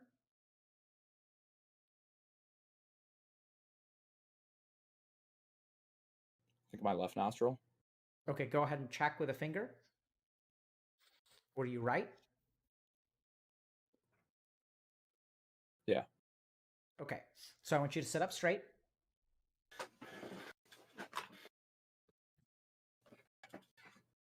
Okay, so when you do the charging the laser beam practice, what do you feel? Like once I'm there, where I'm kind of feeling the sensation in my forehead. Yeah, what does the sensation feel like? It's like a tingling, pretty much just like a tingling in my forehead. Feels like very exaggerated feeling, like almost a bump or something. Like there's just, yeah, a lot of, Okay. So that's yeah. good. So you're awakening your third eye, which is great. It's Yeah. budding out there. So now what I'm going to teach you to do is just clean out that area so that it'll facilitate the growing. Okay. Okay. So it's not going to directly help, but it'll help you a little bit. And then as you grow in your third eye practice, you'll understand your jealousy. It'll sort it out. Don't worry about it. Okay. So I want you to close your eyes. It's actually a pretty simple practice. And I want you to feel that cool air in your open nostril.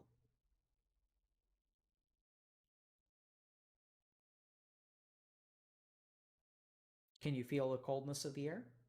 Mm-hmm. Yeah. And where do you feel it? It's like right at the base of the nostrils. Okay, so eyes closed. And now I want you to focus sort of on the middle of your nose, sort of the bridge of your nose, and try to feel the coldness there.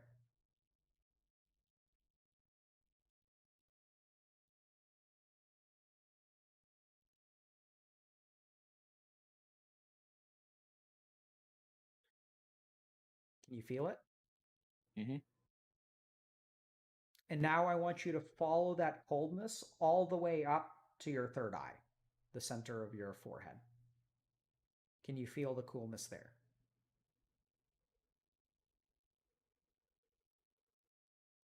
Yeah. So what I want you to do is just sort of imagine that you're cleaning out that area with that breath. So that cool air travels up and then out.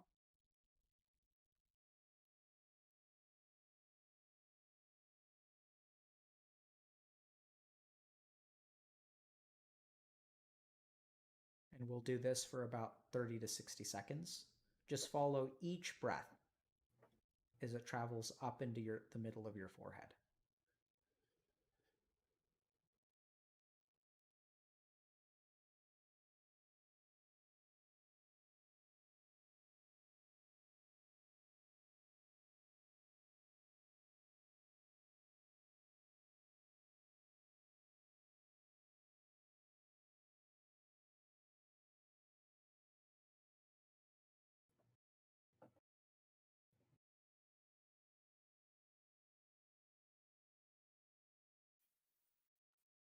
If you get distracted, just return to that sensation of coolness in your forehead, that fresh air kind of traveling in, cleaning it out.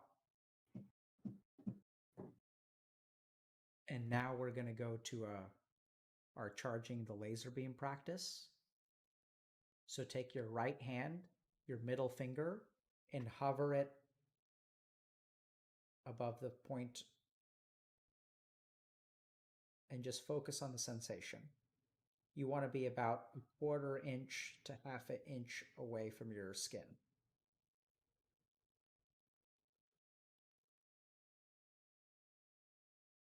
You can move closer and just focus on the sensation of your forehead.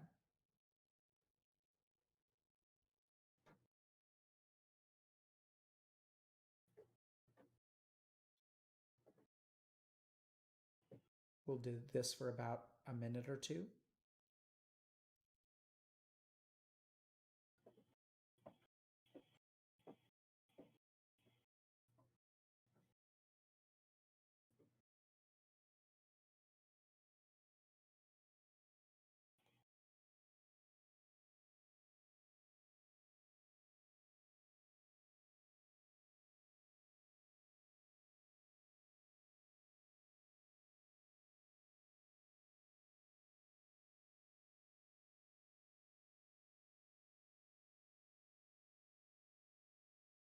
Go ahead and let your hand rest and continue focusing on the sensation.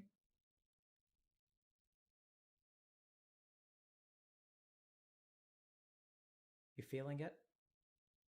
Yeah. now we're going to go to the third phase of the practice. So what I want you to do is take your eyes and with your lids closed, look towards that point on your forehead where you feel the sensation. So you're almost going to be looking up and cross-eyed.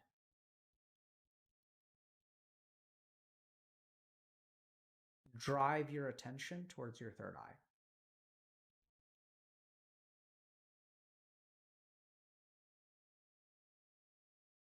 You may feel a strain or a dizziness. If you need to, relax your eyes and then return again. Don't hold it too long. Drive your attention towards that point with your vision.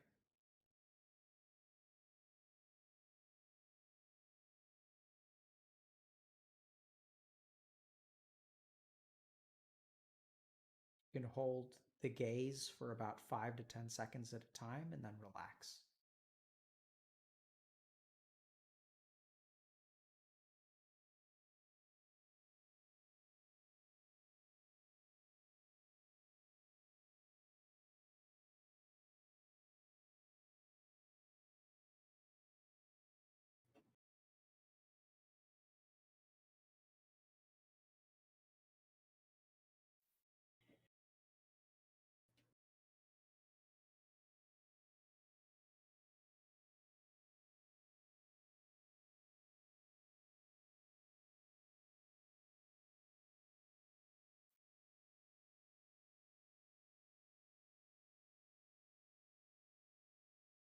Now let yourself relax. Good.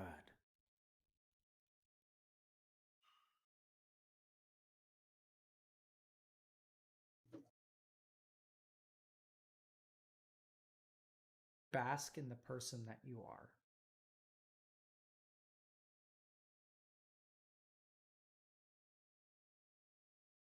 And now notice how foreign jealousy may feel.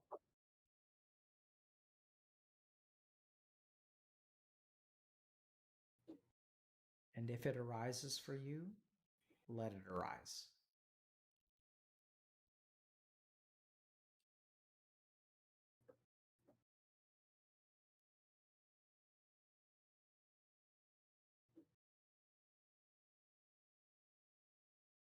When you're ready, go ahead and open your eyes.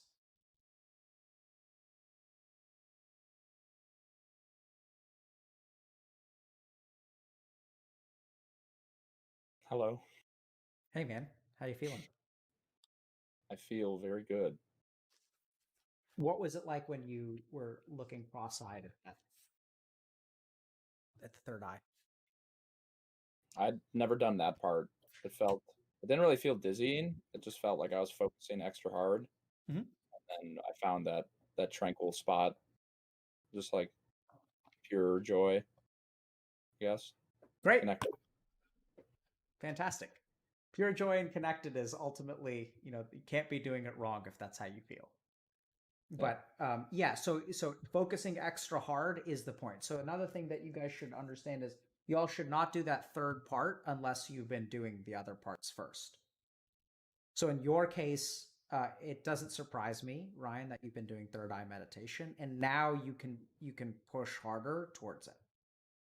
So should I be doing that eye thing? Like you do it in phases, like first get like the sensation and then start looking up there. Yep. You can do it in that sequence. So you can do the Shuddhi practice first, which is breathing into it and then out, and then using the charging the laser beam, and then you can. I mean, the charging laser beam, you may not even need to do that anymore at all. Yeah. And then you can direct your attention with your gaze. But that too, you want to be careful. You don't want to strain your eyes or anything like that. It's just Right. I don't know how to describe it, but for me, it feels like I'm turning the hose on high and then I turn it down to low. Does that make sense? Not entirely. Okay. I mean, yeah, don't worry about it then. Okay. It's just different explanations for.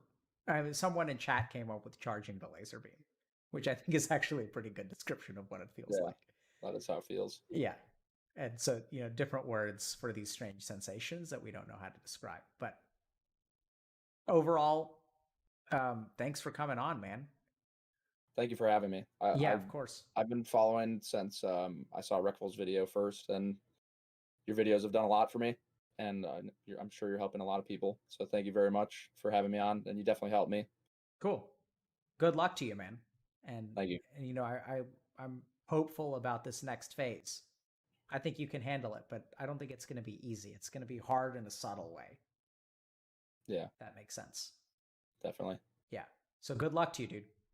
Thank you. And congrats on the world record. That blows my mind. Thank you very much. Take care, man.